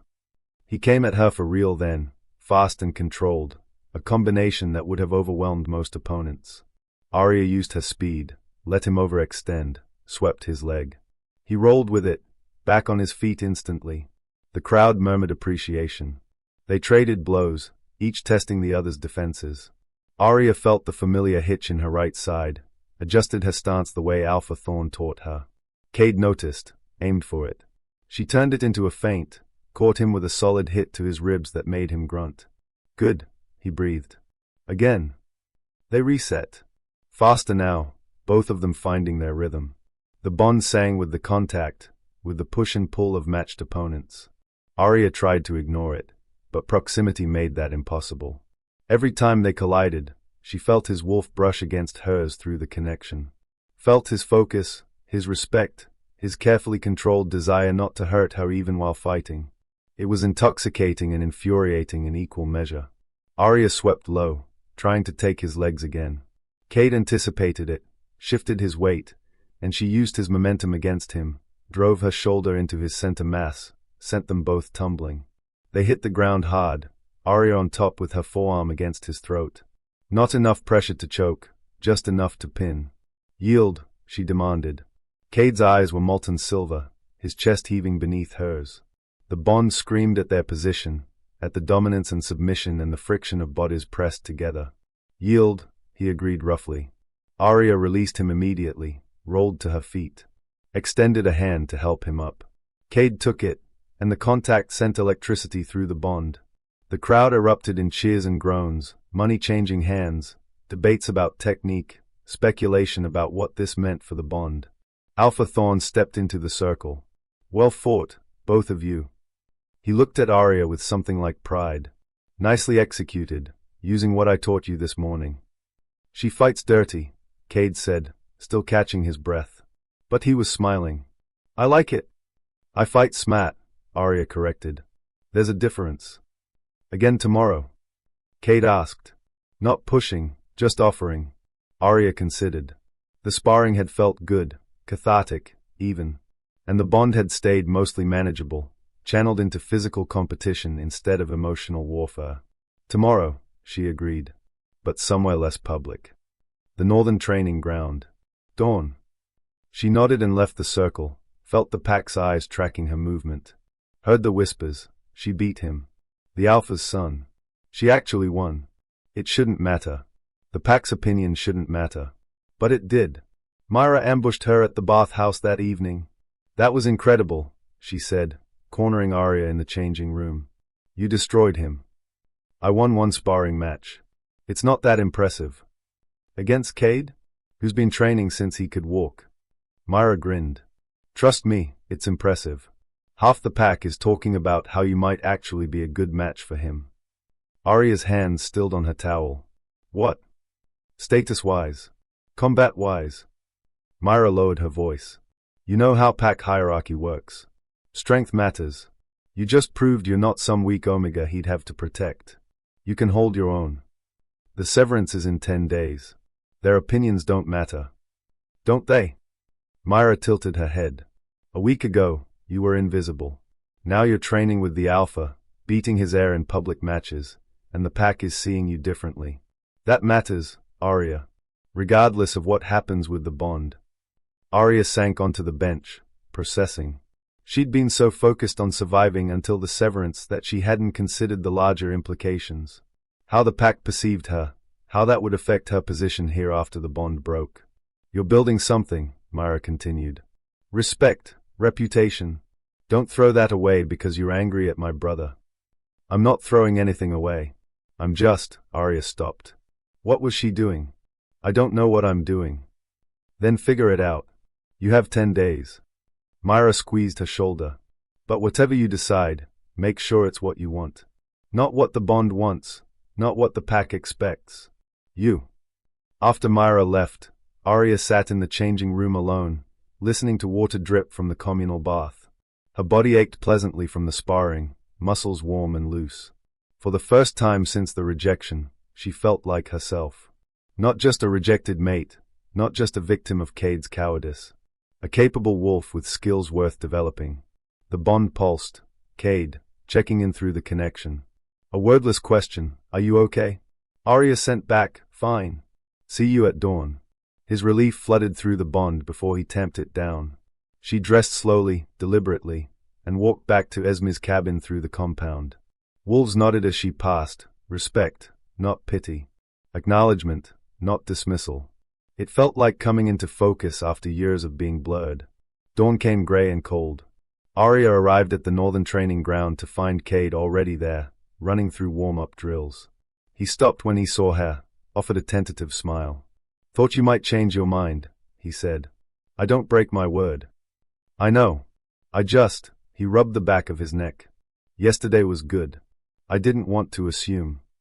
They warmed up in silence, the bond settling into something almost companionable. No audience this time, just two wolves and the quiet morning. Can I ask you something? Kade said as they began to circle each other. Depends. Why did you agree to this? The training, I mean. He watched her carefully. You could have asked anyone to spar with you. You're good. Better than most. That's not the only reason. Aria considered lying, keeping her walls up. But he'd asked for honesty, and she'd agreed to give it. Because this, she gestured at the space between them, feels manageable. The fighting, I mean. It's something I can control. Unlike the bond. Unlike everything else. She struck without warning, testing his reflexes. He blocked smoothly. When we're sparring, we're just wolves. No history, no rejection, no complicated feelings. Just technique. Except that's not quite true, is it? Kade countered with a low sweep. She jumped. The bond's still there. Still affecting things. But it's focused. Channeled into something productive instead of destructive. Aria landed a solid hit to his shoulder. I can handle that. They fought in earnest then, faster than yesterday. Kade wasn't holding back anymore. She'd proven she could take it. Each impact sent sparks through the bond. Each near miss made her wolf sing with approval. This was what the bond should have been from the start. Partnership, matched strength, mutual respect. Instead of inequality and shame. Aria used the anger, let it fuel her strikes. Kade weathered them, reading her tells, adapting his defense. When he finally swept her legs and pinned her, they were both breathing hard. Yield, he asked. Not yet. She twisted, used her flexibility to slip his hold, reversed their positions. Now yield. Kade laughed, genuine and surprised. Yield. She released him, stood, offered her hand. He took it, let her pull him up. You're getting better, he said. Faster than I expected. Your father's a good teacher. So am I. Kade's gray eyes were serious. If you want, I could show you some advanced techniques. Not just basic sparring. It was an offer and a question. More time together, more opportunities for the bond to erode her defenses. Logical Aria knew she should refuse. But logical Aria had also spent 2 weeks hiding in a cabin, letting fear make her decisions. Okay, she said. Show me. They spent the next hour working through complex combinations, strikes and counters that required trust, required her to let him into her guard. Kade was patient, adjusting her form with careful touches that sent the bond singing. Your stance here. His hands bracketed her hips, shifting her position. Heat flooded through the connection. Feel the difference? Yes. Her voice came out rougher than intended. Kade stepped back quickly, hands raised. Sorry. I should have asked before. It's fine. It's training. But her wolf was whining, wanting those hands back. Wanting more than training. Dangerous territory. Let's try the sequence again, Aria said, needing distance. They ran through the combination 3 more times before she had it perfect. By then, the sun was fully up and the bond was a constant low burn in her chest. Same time tomorrow. Kade asked as they cooled down. I should probably take a rest day. Let my muscles recover. Right. Of course. He looked disappointed but didn't push. Day after? Maybe. Aria grabbed her water, took a long drink. I'll let you know. Can I walk you back? To where? Wherever you're going. Your cabin, Esme's, wherever. He shoved his hands in his pockets. Just to talk. No pressure. Aria studied him. He looked tired, shadows under his eyes, tension in his shoulders. The bond whispered that he wasn't sleeping well, wasn't eating enough. Not her problem. Except the bond made it her problem whether she wanted it or not. Esme's, she said finally. But we talk while walking. No stopping, no dramatic moments. Deal. They walked in silence for the first few minutes, the bond humming contentedly at their proximity. The compound was waking up around them, wolves heading to their duties, children being called in for breakfast, the normal rhythm of pack life. Can I tell you something? Kade said eventually. That's why you're here. I've been thinking about what happens after the severance. He kept his eyes forward. And I wanted you to know, whatever you decide, wherever you go, I won't make it harder. Won't use my position to keep you here or force you to leave. Your choice is your choice. That's generous of you. It's the least I can do. He glanced at her. But I hope you stay. Not for me. For you. You're building something here, respect, connections. Would be ashamed to walk away from that. Myra said something similar. Myra's smarter than both of us combined. A hint of a smile. You should listen to her. They reached Esme's cabin as the sun broke through the trees. Kade stopped at the gate, made no move to follow her further. Thank you, he said, for training with me, for giving me these last few days. Don't thank me yet. We still have 8 days to go. Still, it's more than I deserve. He turned to leave, then paused. Aria, for what it's worth, you're extraordinary. I should have seen that from the beginning.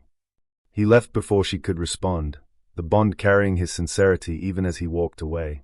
Aria stood at the gate, watching him disappear into the trees, and tried to ignore the way her traitorous heart had stuttered at his words. 8 days. She just had to survive 8 more days. But survival was starting to feel less like endurance and more like drowning. Aria took her rest day but couldn't rest.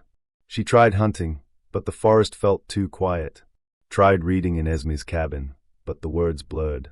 Her wolf was restless, pacing beneath her skin, agitated by the enforced distance from Kade. The bond had strengthened. Despite her best efforts, despite the walls she kept rebuilding, proximity had done its work. She could feel him constantly now, a background hum of awareness that told her he was in the main house, training with his father, eating dinner with his family. By evening, she was ready to crawl out of her skin.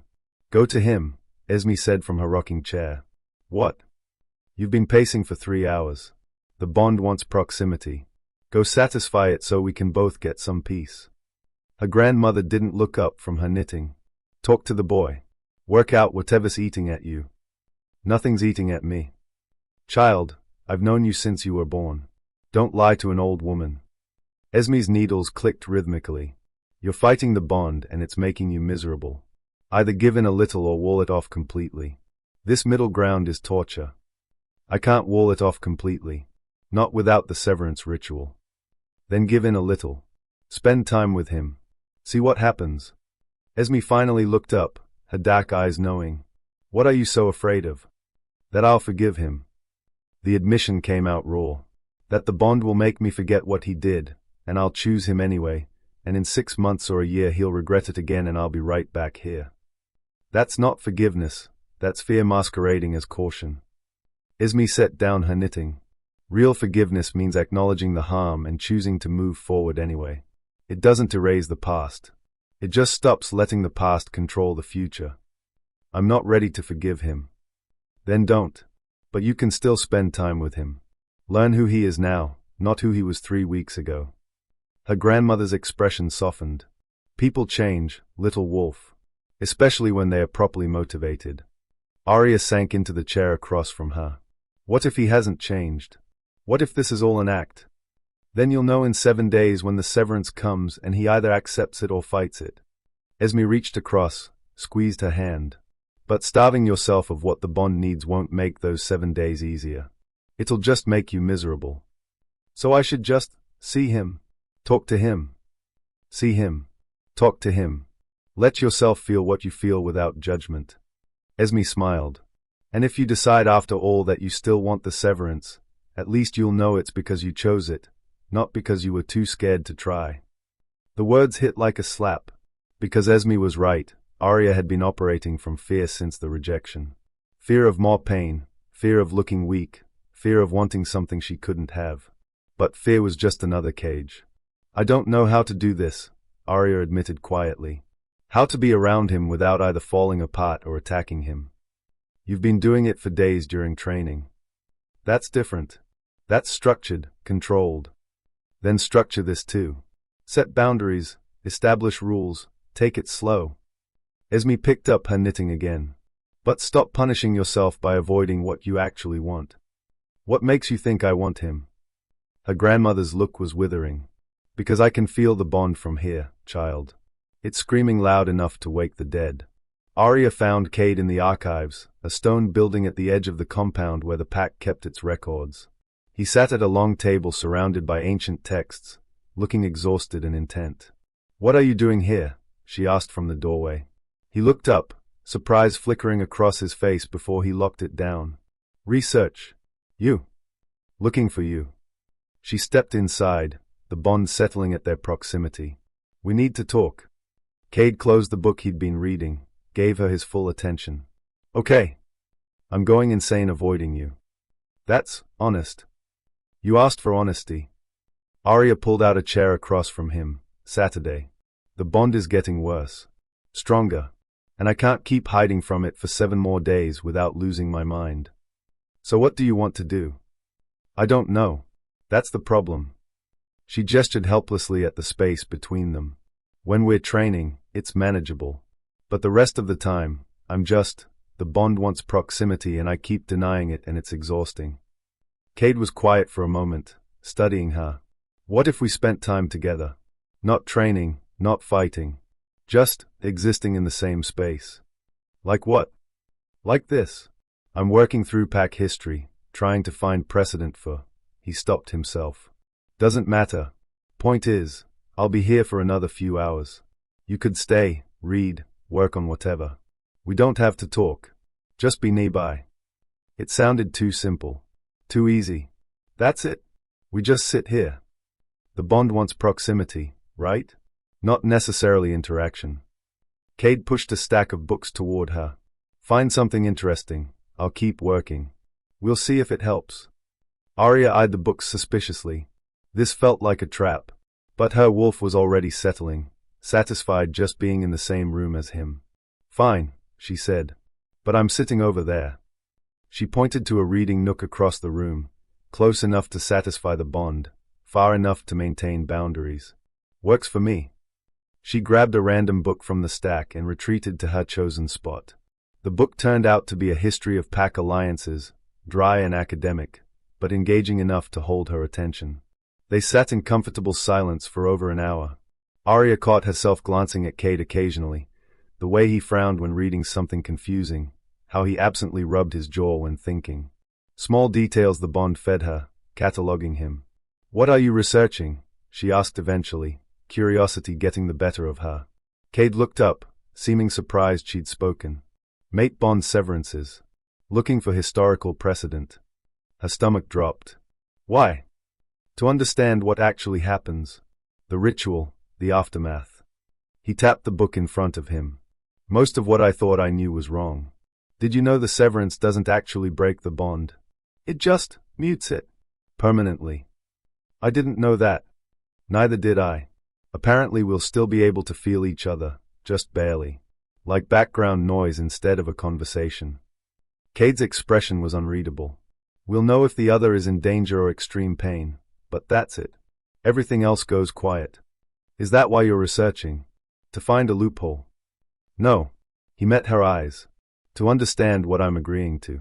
What we're both agreeing to. You're still planning to accept the severance. If that's what you want in 7 days, yes. His voice was steady.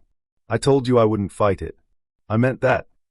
Aria studied him, searching for deception through the bond. Found only truth and resignation. You said most of what you thought was wrong. What else did you learn? That severed mates can't bond with anyone else. Ever. Kade's jaw tightened. The moon recognizes one mate per wolf. If that bond is severed, that's it. No second chances. The information settled over hair like cold water. You're saying if we go through with this, neither of us can ever have a mate again. That's what the records say. We'd be alone. Permanently. Did you know that before? When you rejected me? No. I don't know what I thought. That the bond would just fade away, maybe. That we could both move on. He laughed bitterly. Turns out the moon doesn't work that way. Aria set down her book, processing. No second chance. No future mate.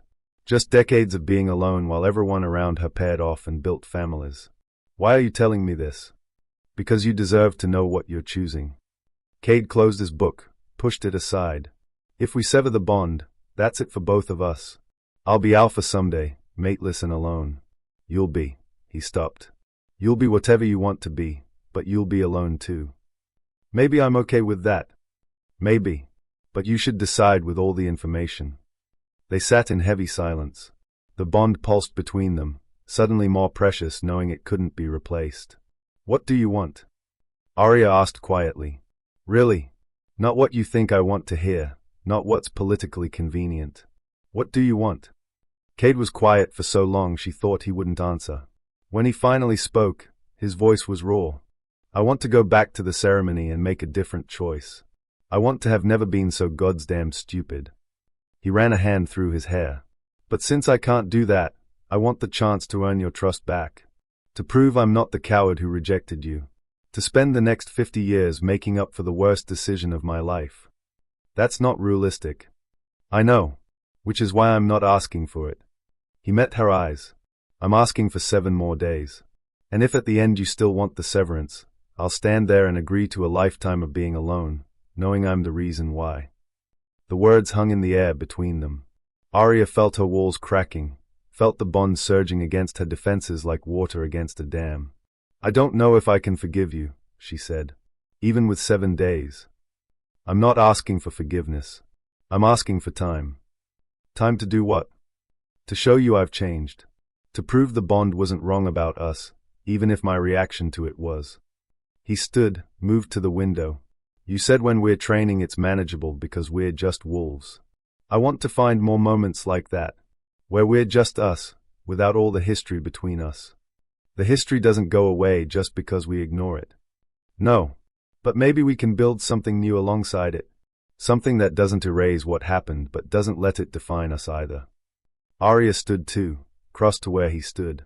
The bond sang at the proximity, urging her closer. You really want this, she said. Not a question. More than I've wanted anything. His voice dropped. But only if you do too. If this is just prolonging the inevitable, if you're certain you want the severance, tell me now. I'll leave you alone. You won't see me except at required pack functions. It would be easier. Cleaner. 7 days of distance, then the ritual, then separate lives. But Esme was right.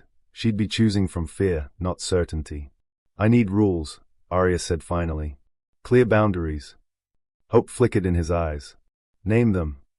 We spend time together, but nothing physical beyond training. No touching unless necessary. Agreed. No declarations of love or big romantic gestures. Just normal time. Conversations, shared space. Agreed. And if at the end of 7 days I still want the severance, you accept it without argument. Done. Kade extended his hand. Do we have a deal? Aria looked at his outstretched hand.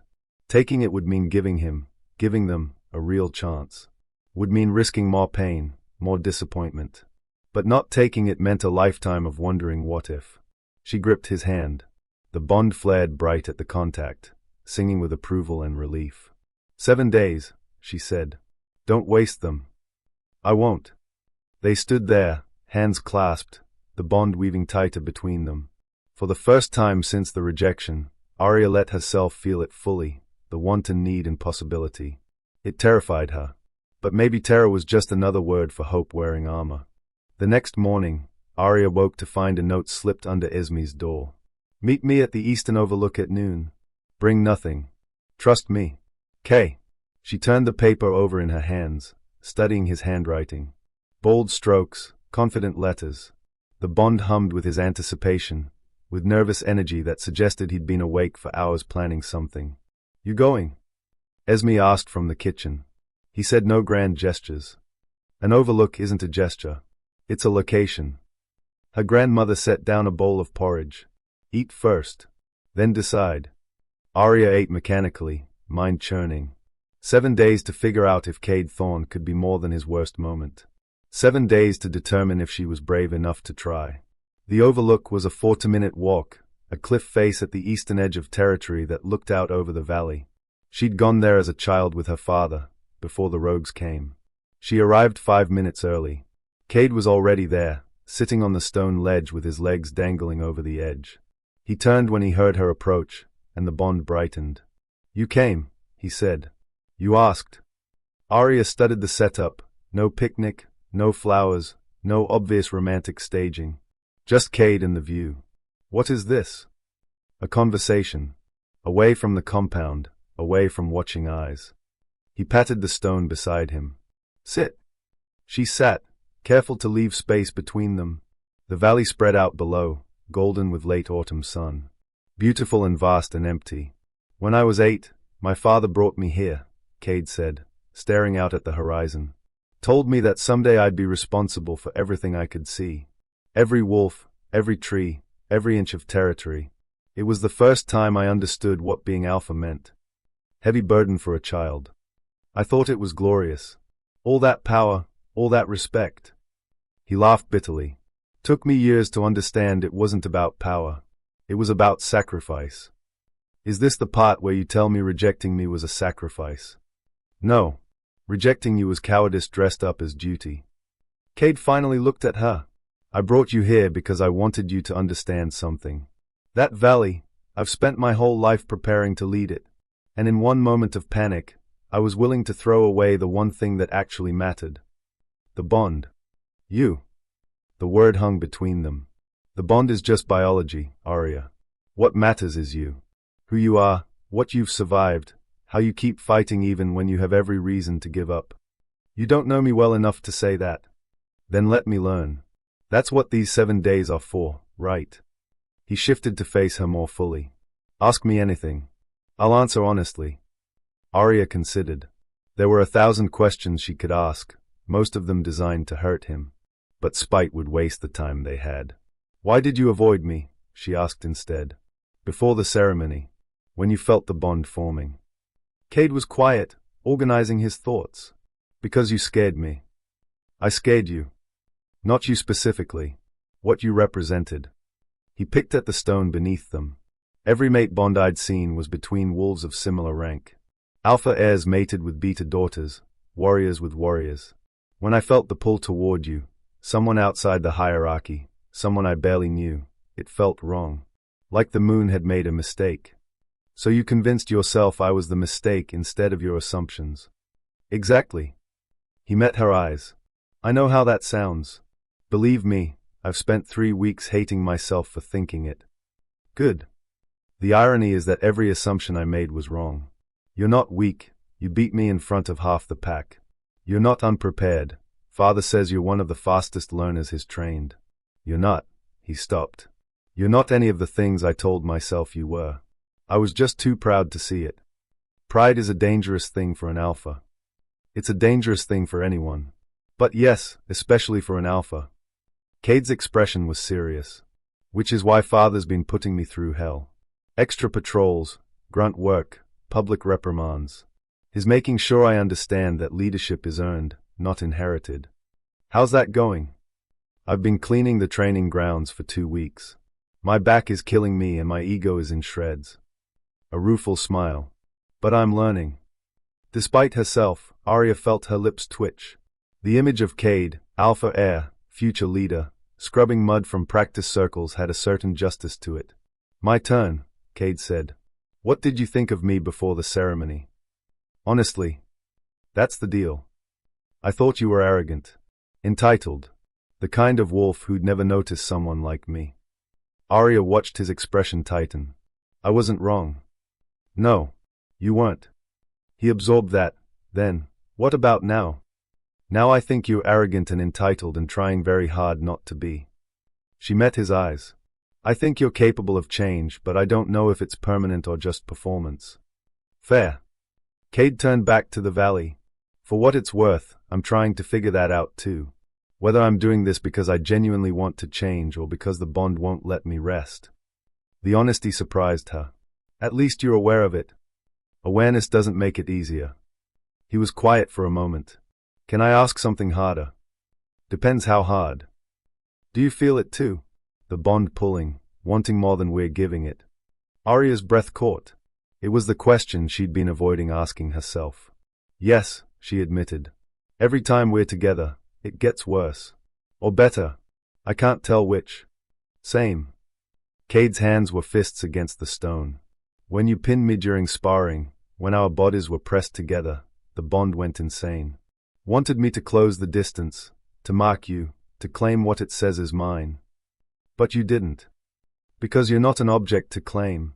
You're a person who deserves choice. He looked at her. Even if the bond disagrees. The words settled something in Aria's chest.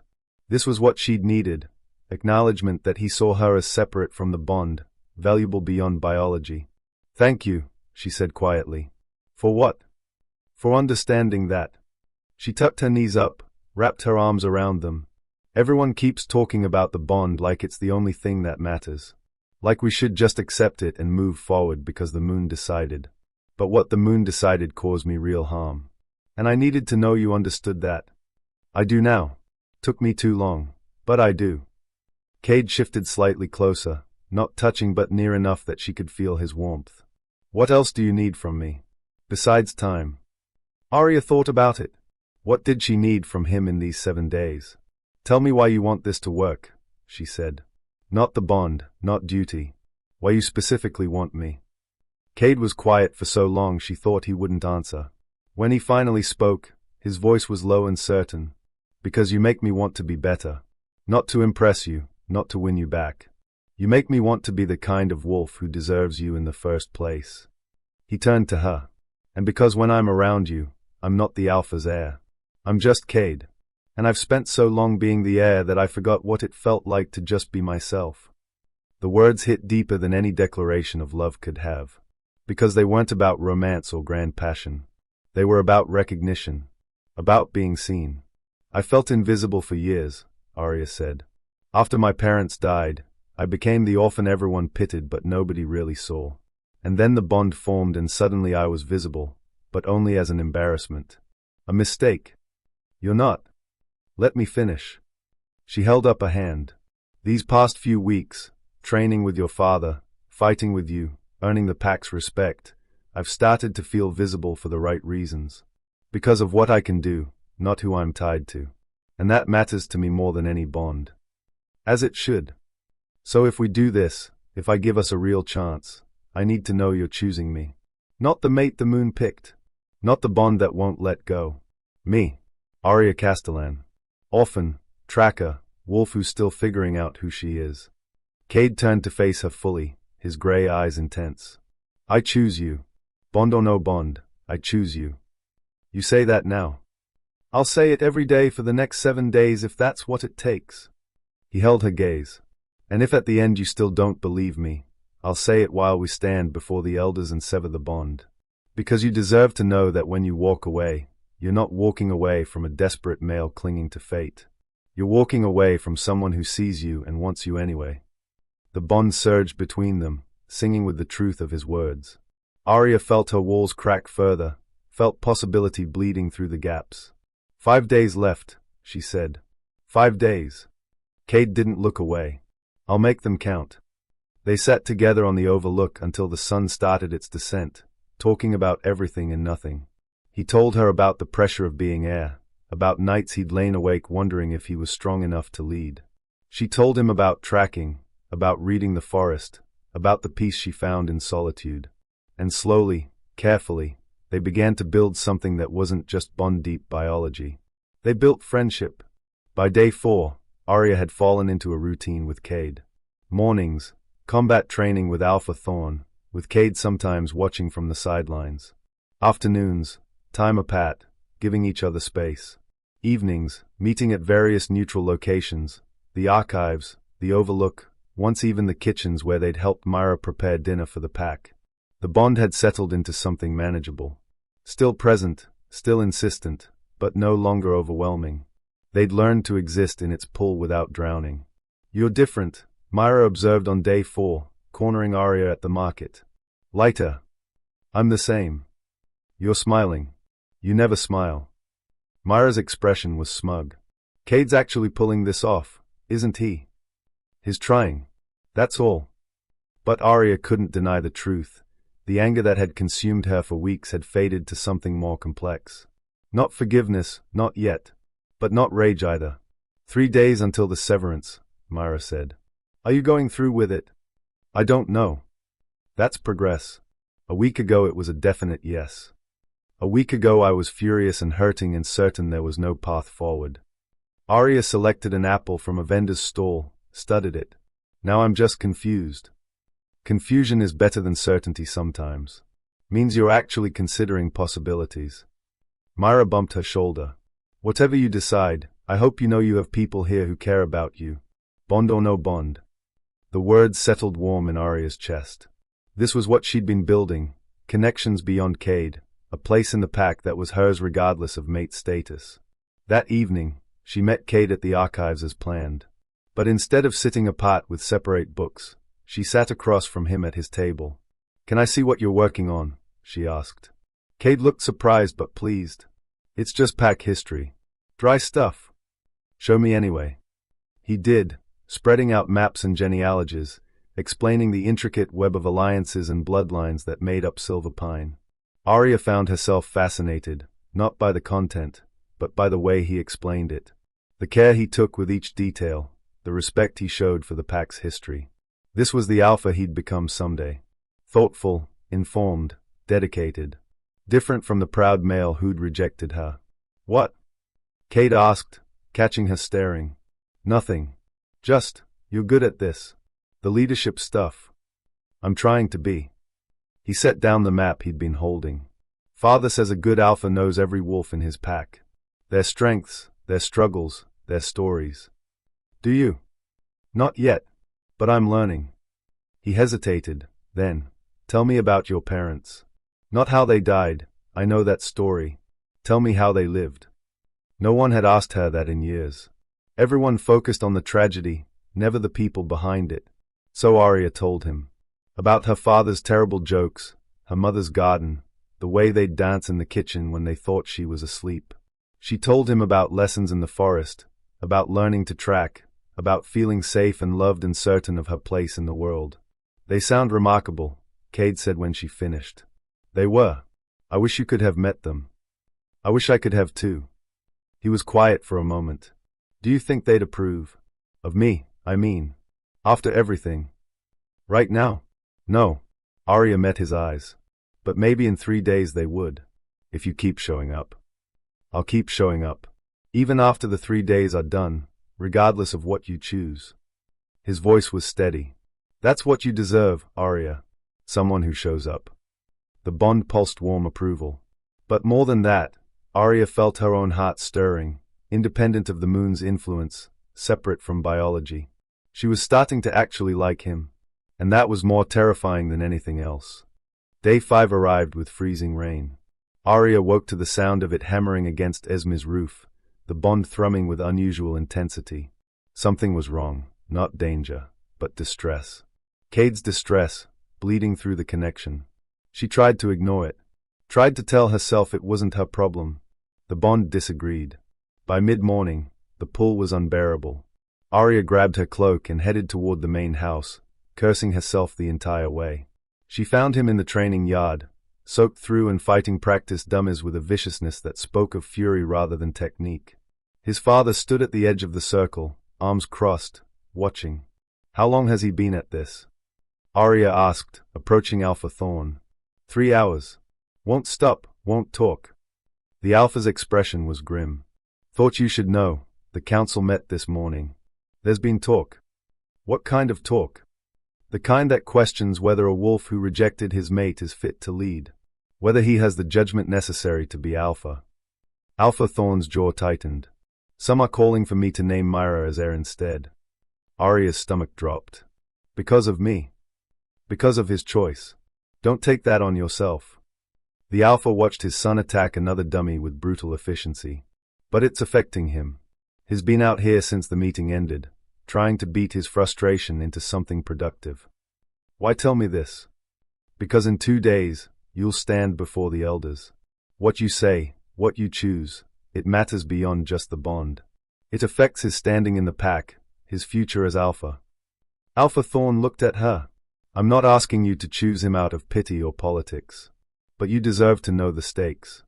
He left her standing in the rain, watching Kade destroy training equipment with single-minded intensity. Aria stepped into the circle. "Stop," she said. Kade spun, fist raised, then froze when he saw her. Water streamed down his face, his chest heaving. Through the bond, she felt his chaos, rage and shame and desperate helplessness all tangled together. "Go away," he said roughly. "No." She moved closer. "You're going to hurt yourself." "I don't care." "Well, I do." The words surprised them both. "Hit me instead." "What? You want to fight?" "Fight me. Controlled sparring, like we've been doing." Aria took a defensive stance. "Better than destroying property." "I'm not in control right now." "Then get in control. You're acting like the spoiled heir who rejected his mate, not the Alpha you're trying to become." She let the words bite. "Prove you've actually changed." Something shifted in his expression. He took a breath, then another, visibly wrestling himself back under control. When he moved into a ready stance, his movements were deliberate. They fought in the rain. Hard and fast, both of them needing the outlet. Aria pushed him, made him focus, forced him to channel the rage into technique. When he finally pinned her, gentle despite his earlier fury, they were both gasping. "Yield," he asked. "Yield." She waited until he released her, then sat up in the mud. "What happened?" Kade collapsed beside her, rain washing the mud from their clothes. "The council wants me replaced. As heir. Your father told me." "Of course he did." Kade laughed bitterly. "Can't even keep my political failures private. It's not about privacy. It's about stakes." Aria turned to look at him. "In 2 days, what I choose affects more than just us." "Don't." He sat up sharply. "Don't choose me because of politics. I won't be another thing you're obligated to accept." "I'm not. That's not what I meant." She pushed wet hair from her face. "I meant that I need to understand what my choice means. For you, for the pack, for everything. It means you either sever the bond and I spend the rest of my life knowing I destroyed 2 futures, mine and yours. Or you give me a chance and I spend every day proving I'm worth the risk." Kade's gray eyes were fierce. "But the choice has to be yours, Aria. Not the pack's, not my father's. Yours. What if I'm not strong enough to make it? You're the strongest wolf I know. You'll make it." He stood, offered his hand. "Come on. Let's get out of this rain before we both catch cold." She let him pull her up. They walked back toward the compound in silence, the bond settled now that his crisis had passed. "I'm sorry," Kade said as they reached the main house. "For falling apart like that. For making you feel responsible." "You didn't make me feel responsible. I chose to come." Aria studied him, soaked and exhausted and still somehow fighting. But I need to know something. If I choose the severance, if the council strips your position as heir, will you blame me? No. The answer was immediate. The council's doubts are consequences of my actions, not yours. I rejected you. I caused this. Whatever happens next is on me. Even if it costs you everything. Even then. He met her eyes. You're not responsible for saving me from myself, Aria. You never were. The words unlocked something in her chest. Because that's what she'd been afraid of all along, that choosing him meant taking responsibility for his redemption, for his future, for his worthiness. But he was releasing her from that, making it clear that his growth was his own, his consequences his to bear. 2 days, she said softly. 2 days. Kade didn't look away. Whatever you choose, I'll accept it. And I'll keep becoming better, whether you're there to see it or not. That night, Aria couldn't sleep. She lay in the loft of Esme's cabin, listening to rain hammer the roof, and tried to untangle what she wanted from what the bond wanted from what fear told her to want. The bond wanted Kade, that was clear. Wanted his proximity, his touch, his claim. Fear wanted safety, the severance, distance, protection from future hurt. But what did she want? She thought about the past 5 days. The conversations on the Overlook, the easy companionship in the archives, the way he made her laugh with terrible jokes while they helped Myra cook. The respect he showed when she set boundaries, the way he never pushed for more than she offered. She thought about the wolf he was becoming, humbled, thoughtful, aware of his privilege and trying to do better. And she thought about the alternative. Severing the bond, watching him lead the pack someday with someone else at his side. Spending her life wondering what if. The rain finally stopped near dawn. Aria gave up on sleep, dressed, and walked to her parents' graves. She sat between the 2 markers, back against the oak tree, and talked to them like she had when she was 12 and lost and terrified. I don't know what to do, she said to the silent stone. Part of me wants to choose him. Wants to believe he's changed, that we could build something real. But part of me is still so angry. Still hurt. The wind rustled through the bare branches. No answers, but she hadn't expected any. He rejected me in front of everyone. Made me feel worthless. How do I forgive that? She traced her mother's name carved in stone. How do I trust someone who looked at me and chose his pride instead? But even as she asked, she knew the answer. She'd seen him choose differently every day for the past week. Seen him put her needs before his own, accept consequences without complaint, show up even when it was hard. The question wasn't whether he'd changed. He had. The question was whether she was brave enough to believe it. I'm scared, she admitted to the graves. Scared of being hurt again. Scared of making the wrong choice. Scared that if I choose him and it fails, I'll have no one to blame but myself. The oak tree creaked above her, branches swaying in the morning breeze. And slowly, sitting between her dead parents, Aria realized something. Being scared was okay. Fear didn't mean she was weak.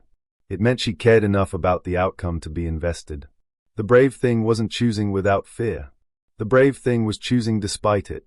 She stayed until the sun was fully up, letting the realization settle. Then she walked back to Esme's cabin, mind clearer than it had been in weeks. One more day. She had one more day to be certain. She found Kade at the northern training ground that evening, their usual spot, though they hadn't arranged to meet. I was hoping you'd come, he said when she appeared through the trees. How did you know I would? I didn't. But I wanted to be here just in case. He stood from where he'd been sitting against a tree. One more day. One more day, she echoed. The bond hummed between them, anticipatory and nervous. Are you ready? For you to choose? No. But I'll never be ready for that. Kade moved closer, stopped just outside touching distance. Are you? I think so. Maybe. Aria looked up at him. I went to my parents' graves this morning. And I realized I've been so focused on what choosing you would mean that I haven't thought about what choosing the severance would mean. What would it mean? Safety. Protection from being hurt again. She held his gaze. But also regret. Wondering. Spending my life alone because I was too scared to try. Those are valid concerns. I know. But so is the risk of trying and failing. Aria took a breath. So I need you to tell me something, and I need you to be completely honest. Anything. If I choose you tomorrow, if I give us a real chance, what happens when things get hard? When the honeymoon period ends and we're just two wolves trying to make it work? She stepped closer. Will you run again? Will you choose your pride or politics or whatever over us? Kade was quiet for a long moment, clearly taking the question seriously. I can't promise I'll never make mistakes, he said finally. I can't promise things won't get hard or that I'll always choose right. But I can promise I won't run. I can promise that whatever challenges come, we'll face them together. How can you be sure? Because I know what running costs now. I've lived with the consequences. His voice was rough. And I'd rather fight through every hard moment with you than spend my life wondering what could have been if I'd just been brave enough to stay. The words settled over her like a blanket. Not a guarantee. He was right. He couldn't promise perfection. But a commitment to trying. Maybe that was enough. One more question, Aria said. Go ahead. Do you love me? Kade's expression shifted, surprise, then something deeper. Do you want the truth or what you want to hear? The truth. Always the truth. Then no. Not yet. He held her gaze as her eyes widened. I care about you. I respect you. I want you in my life more than I've wanted anything. But love. Real love. That takes time. It takes knowing someone beyond their surface, beyond the bond. It takes building something together. That's not very romantic. Romance is easy. Love is work. Kade took one step closer. But I'm falling. Every day I spend with you, every conversation, every moment you let me see who you really are, I'm falling. And I think if you give me the chance, if you choose us tomorrow, I'll spend the rest of my life falling until it stops being falling and starts being certainty. Aria felt tears prick her eyes. Because that was the truth she'd needed. Not a declaration of love driven by desperation or the bond, but honest acknowledgement of where they actually were. I'm falling too, she admitted quietly. And it terrifies me. Good. Fear means we're taking this seriously. Kade lifted his hand, stopped just short of touching her face. Can I? Yes. His palm cupped her cheek, warm and gentle. The bond flared at the contact, singing approval. But underneath the bond's noise, Aria felt her own response, her own want, independent of moon-given destiny. Tomorrow, she said. Whatever I choose, you need to know you did everything right these past 7 days. You showed up. You tried. You let me see you. That sounds like goodbye. It's not. It's acknowledgement. She turned her face into his palm, let herself have this one moment of vulnerability. It's me saying that regardless of what happens tomorrow, you've proven you're not the wolf who rejected me. You've become someone better. Is that enough? I don't know yet. Aria pulled back, let his hand fall away. But I'll know tomorrow. Then I'll wait. They stood in the clearing as night fell around them, the bond settled and certain even if they weren't. Tomorrow would bring the severance ritual, or the choice to refuse it. Would bring an ending or a beginning. But tonight, they had this, peace, understanding, and the fragile hope that maybe, just maybe, the moon hadn't made a mistake after all. It had just made them work for it. The severance ritual was scheduled for sunset. Aria woke on day 7 with the bond thrumming like a plucked string, Kade's anxiety bleeding through the connection. He hadn't slept. She knew because she'd felt him pacing through the night, felt every spike of fear and hope and desperate uncertainty. She'd lain awake too, staring at the ceiling, running through her decision over and over until the words lost meaning. By noon, the entire pack knew what was coming. Wolves gathered in small clusters, placing final bets, speculating on the outcome. Some thought she'd go through with the severance. Why wouldn't she, after such public humiliation? Others believed the past week had changed things, that the bond would win. No one asked Aria directly. They just watched, waiting. She spent the afternoon alone at the cabin by the falls. The place where everything had started to shift, where Kade had confessed to knowing about the bond beforehand. Where she'd first considered that maybe, possibly, he could be more than his worst moment. The water rushed over the rocks, eternal and indifferent. Aria sat on the blanket he'd brought that first night and tried to find certainty in the chaos of her thoughts. She thought about the rejection, the shock and pain and humiliation that had nearly broken her. She thought about the past 3 weeks, hiding, hurting, surviving. She thought about the past 7 days, fighting beside him, talking with him, watching him become someone worth knowing. And she thought about the next 50 years. What they could look like with him, what they could look like alone. Both futures held risk. Both held possibility. The bond pulsed once, gentle, questioning. Kade, checking if she was okay. Aria sent back, I'm here. I'm thinking. His relief flooded through the connection, followed by understanding. He didn't push, didn't demand. Just acknowledged and withdrew, giving her space even now. That, more than anything else, helped her decide. The ritual circle was already prepared when Aria arrived at sunset.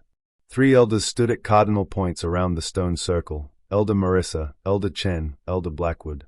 Each held a ceremonial blade, silver and ancient, used in every severance ritual for the past 200 years. The pack gathered in a wide ring around the circle, silent and waiting. Aria saw Esme near the front, Myra beside her, both looking anxious. Alpha Thorne stood with the elders, his expression carefully neutral. Kade waited at the center of the circle. He wore formal attire, black on black, the traditional garb of a wolf undergoing the severance. His gray eyes found hers as she approached, and the bond flared so bright it hurt. Aria walked toward the circle, her heart hammering. Every step felt weighted with consequence, with finality. She stopped at the edge, where pack territory met ritual space. Aria Castellan, Elder Marissa called out, her voice carrying across the assembly. You stand before the pack to complete the severance ritual. Do you come of your own free will? I do. And do you understand that once the bond is severed, it cannot be reformed? That you will spend the remainder of your days without the possibility of another mate? I understand. Then enter the circle and take your place. Aria stepped across the threshold. The moment her foot touched the ritual stones, she felt the bond constrict, pack magic recognizing what was about to happen, preparing to cut the connection. She walked to the center, stopped 3 feet from Kade. This close, she could see the tension in his shoulders, the rigid control keeping him from reaching for her. Kade Thorne, Elder Chen spoke. You rejected this bond 28 days ago. Do you now consent to its formal severance? Kade's jaw worked. The bond vibrated with his internal struggle, every instinct screaming to refuse, to fight, to claim. But he'd promised to accept her choice. If that is what Aria wants, he said, voice rough, then yes. I consent. Aria Castellan, Elder Blackwood said. The rejected mate holds power in this ritual. The choice is yours alone. Do you wish to proceed with the severance? This was it. The moment everything balanced on. Aria looked at Kade. Really looked at him. She saw the male who'd rejected her, yes. But she also saw the wolf who'd spent 7 days proving he'd changed.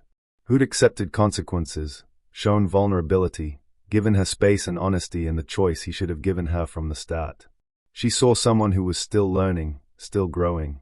Someone who'd never be perfect but who was trying anyway. And she realized something. Forgiveness wasn't about forgetting the harm. It was about deciding the person who caused it was worth the risk of being hurt again. I need to say something first, Aria said. The elders exchanged glances. That's unusual, but permitted. Aria turned to address the pack, the witnesses who'd seen her humiliation and were now gathered to see its resolution.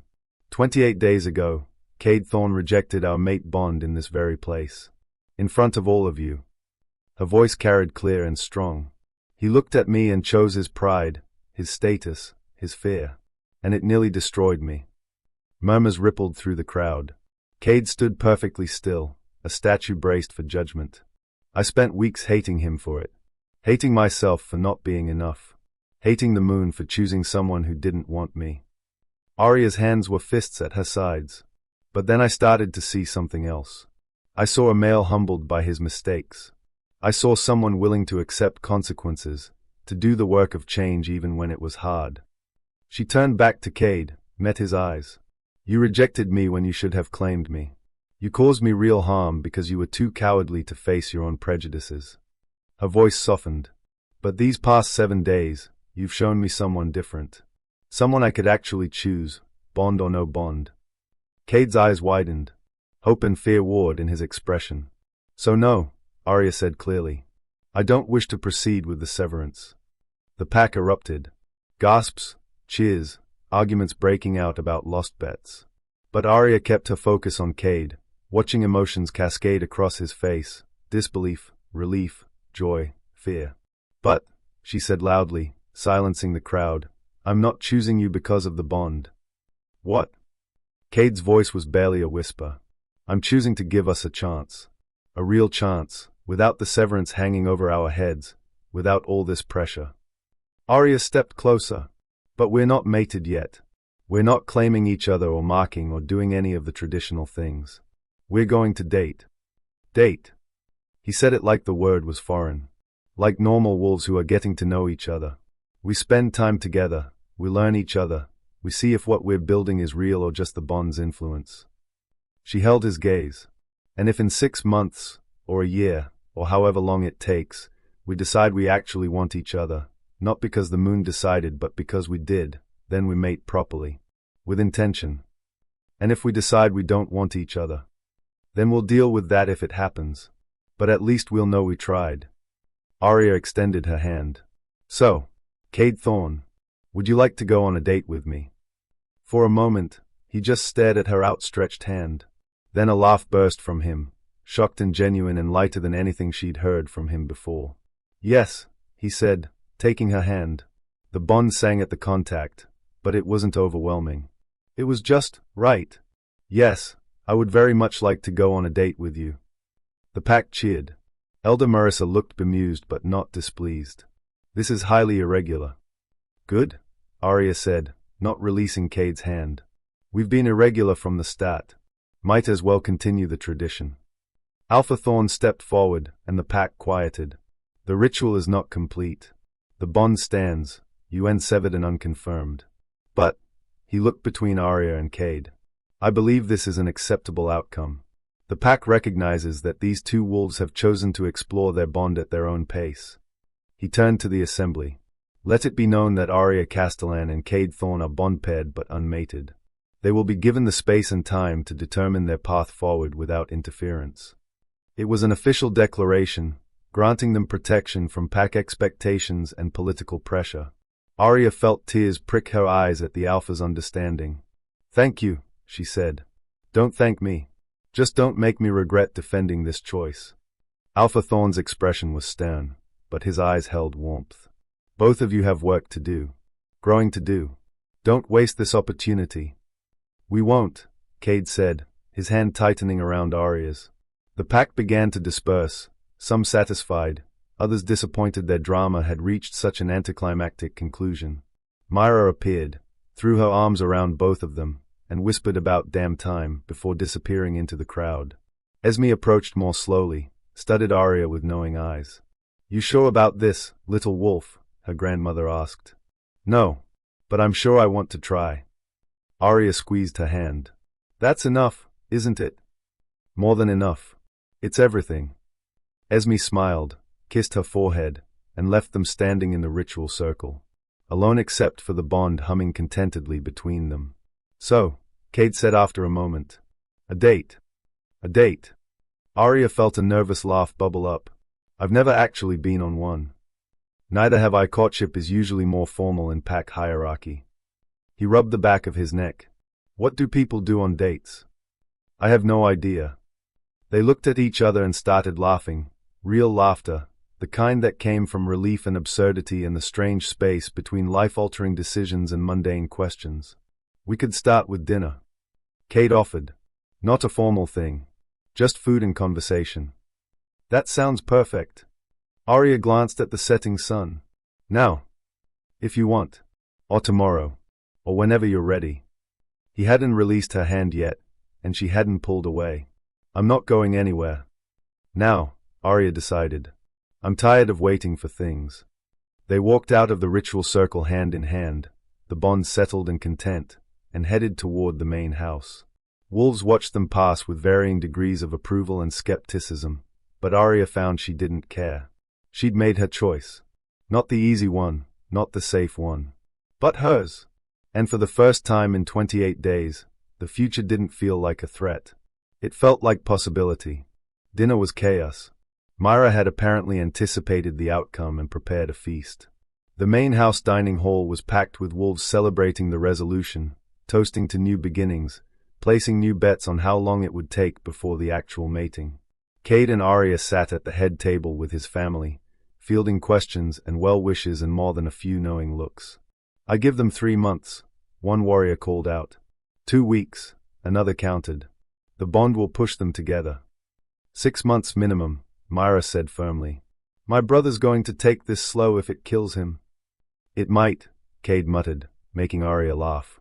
They ate and talked and existed in the strange space of being acknowledged as a couple without actually being one yet. It was awkward and wonderful and nothing like the mate bonding ceremonies Aria had witnessed before. It was theirs. As the celebration wound down, Kade walked her back to Esme's cabin. The night was cold and clear, stars brilliant overhead. "Thank you," he said as they reached the gate, "for choosing to try.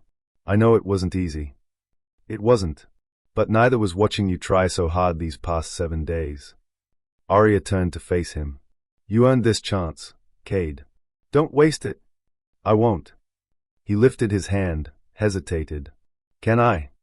"You can hold my hand. We've established that." She laced her fingers through his.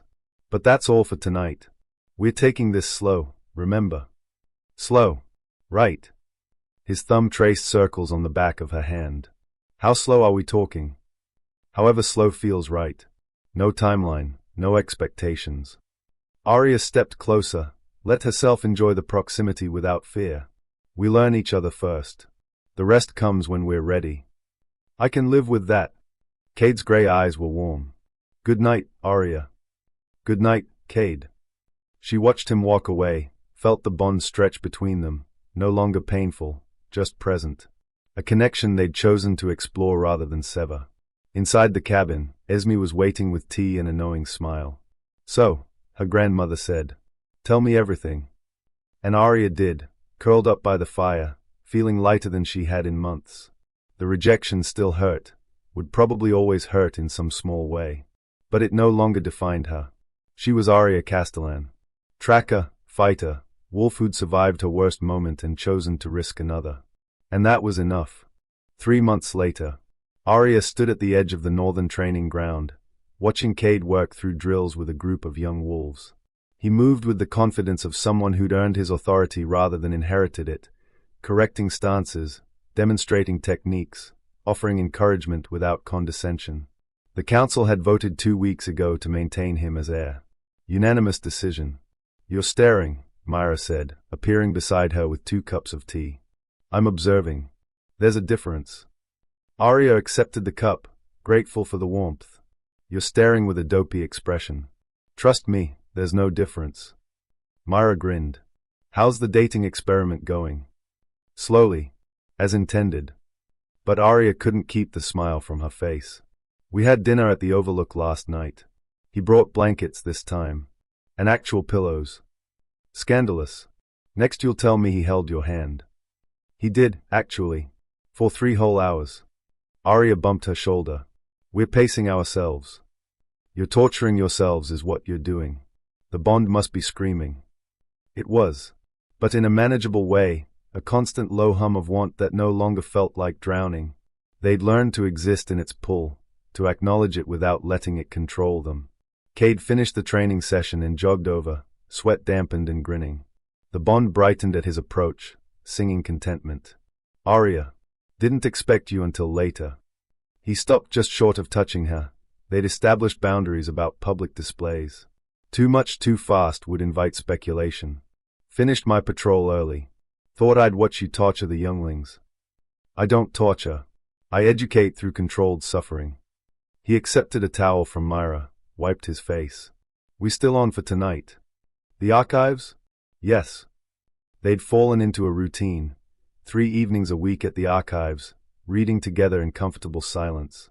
2 evenings apart, giving each other space. "Weekends reserved for actual dates." "Good. I found something interesting in the territorial records. Want to show you." Myra made a gagging sound.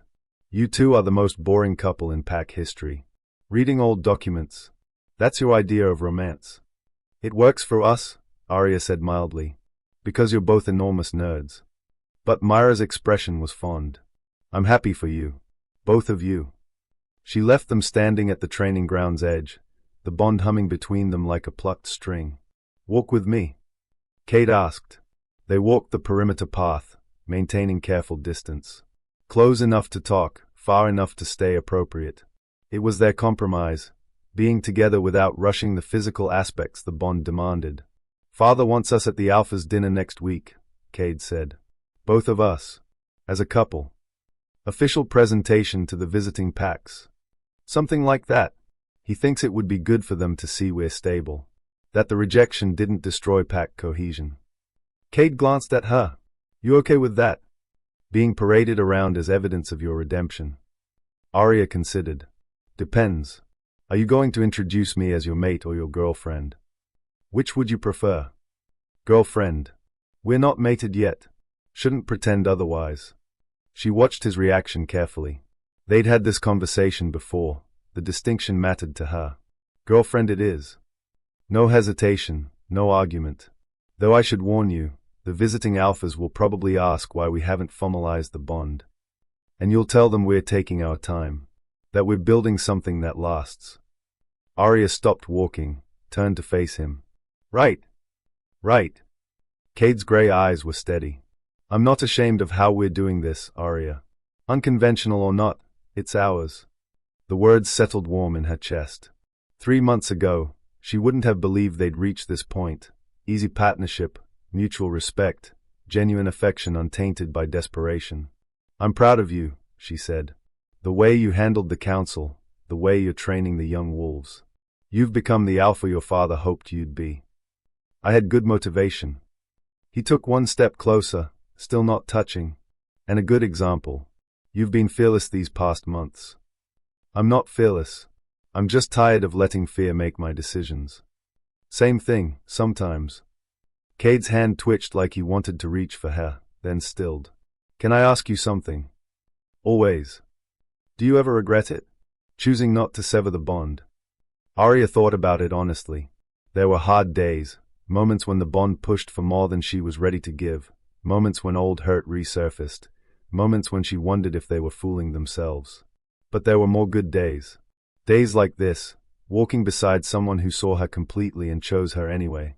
"No," she said finally. "I don't regret it. Do you?" "Not once. Not even on the days when you drive me insane by being stubborn. I prefer determined." "You would." He smiled, then sobered. "I love you, you know." The words hung in the cold air between them. They danced around it for weeks, the feeling growing, undeniable but unspoken, waiting for the right moment. This wasn't particularly romantic. No sunset, no grand gesture. Just 2 wolves on a forest path, being honest. It was perfect. "I know," Aria said softly. "I can feel it through the bond. Have been feeling it for a while. And I love you too." The admission came easier than she'd expected. "Not because the bond tells me to. Because you've earned it. Because you show up, every day, and prove you're worth the risk." Kade's expression transformed, relief and joy and something deeper. "Can I kiss you?" "In public? Scandalous." But Aria was already moving closer. "Yes." He cupped her face with both hands, gentle and reverent. The bond flared bright as their lips met, not the desperate claiming of new mates, but the tender acknowledgement of wolves who'd chosen each other through trial and effort. The kiss was soft, careful, full of promise. When they pulled apart, Aria was smiling. "That was worth waiting 3 months for," she said. "Only 3 months. Felt like 3 years." Kade rested his forehead against hers. "Does this mean we can have more than 3 evenings a week together? Let's start with 4 and see how it goes." "I'll take it." He kissed her again, quick and playful. "How about now? We could skip the archives, go to the falls instead." "And do what?" "Talk. Sit together.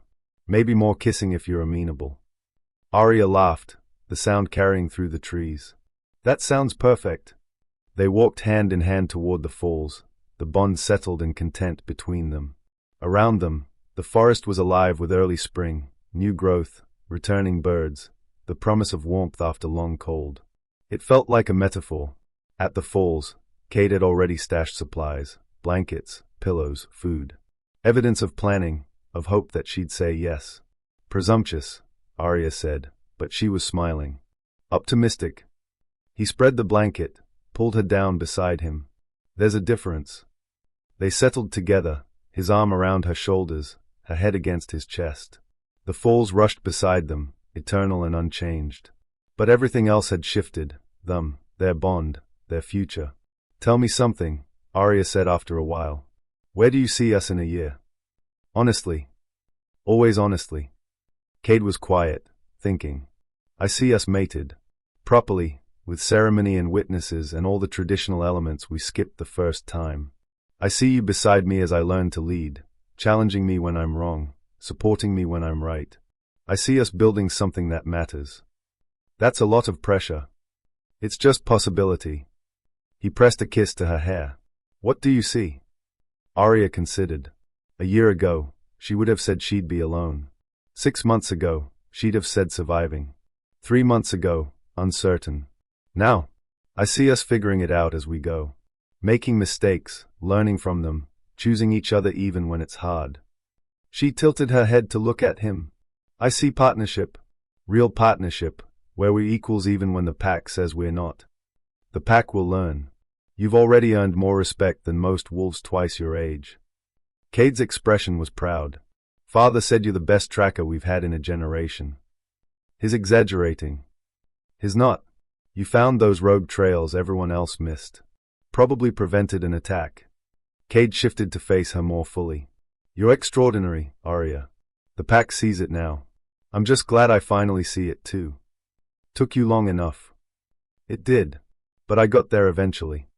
He traced her jawline with gentle fingers. And I'm not going anywhere. No matter what comes next. Promise. I promise. Through challenges and changes and whatever the future brings, I choose you. Every day, I choose you. The words echoed his vow from 3 months ago, but they carried more weight now. Proven through time and effort, through showing up when it mattered. Aria kissed him again, longer this time. The bond sang approval, but underneath it was her own certainty, independent of the moon's design, born from choice and earned trust. They stayed at the falls until stars emerged overhead, talking about everything and nothing. Making plans, sharing dreams, building the foundation that would carry them forward. It wasn't perfect. They still argued sometimes, still had moments of doubt and difficulty. The rejection's shadow hadn't completely disappeared, probably never would.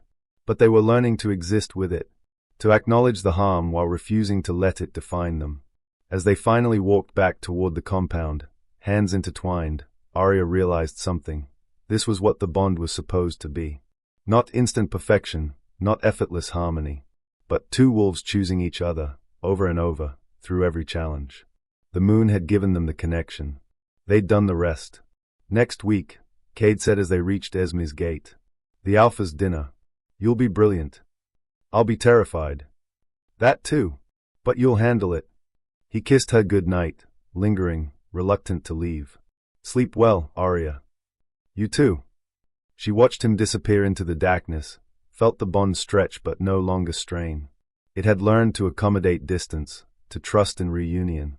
Inside, Esme was waiting with her eternal knowing smile. So, her grandmother said. He finally said it. We both did.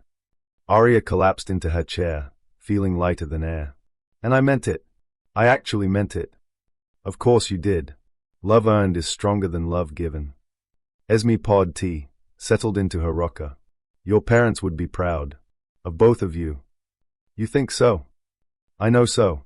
You took something broken and built it into something beautiful. That takes courage. Her grandmother's eyes twinkled. Though I notice you still haven't set a mating date. We're not rushing. We have time. All the time in the world, Esme agreed. Just don't wait too long. This old woman would like to see you properly mated before she dies. You're not dying anytime soon. Still, humor an old wolf. They talked late into the night, making plans for the Alpha's dinner, discussing pack politics, settling into the comfortable rhythm of family. And when Aria finally climbed to her loft, she lay in bed feeling complete. The bond hummed contentedly, Kade, settling into sleep across the compound. She sent a pulse of affection through the connection, felt his sleepy response. Good night. I love you. Love you too. Dream of me. Aria smiled into the darkness. 3 months ago, the idea of dreaming about Kade Thorne would have been a nightmare. Now it was a promise. She closed her eyes and let sleep take her, the bond a steady heartbeat in her chest, and dreamed of the future they were building, imperfect, hard-won, and entirely theirs. The rejection that had nearly destroyed them had become the foundation of something stronger. And that, Aria thought as she drifted off, was its own kind of redemption.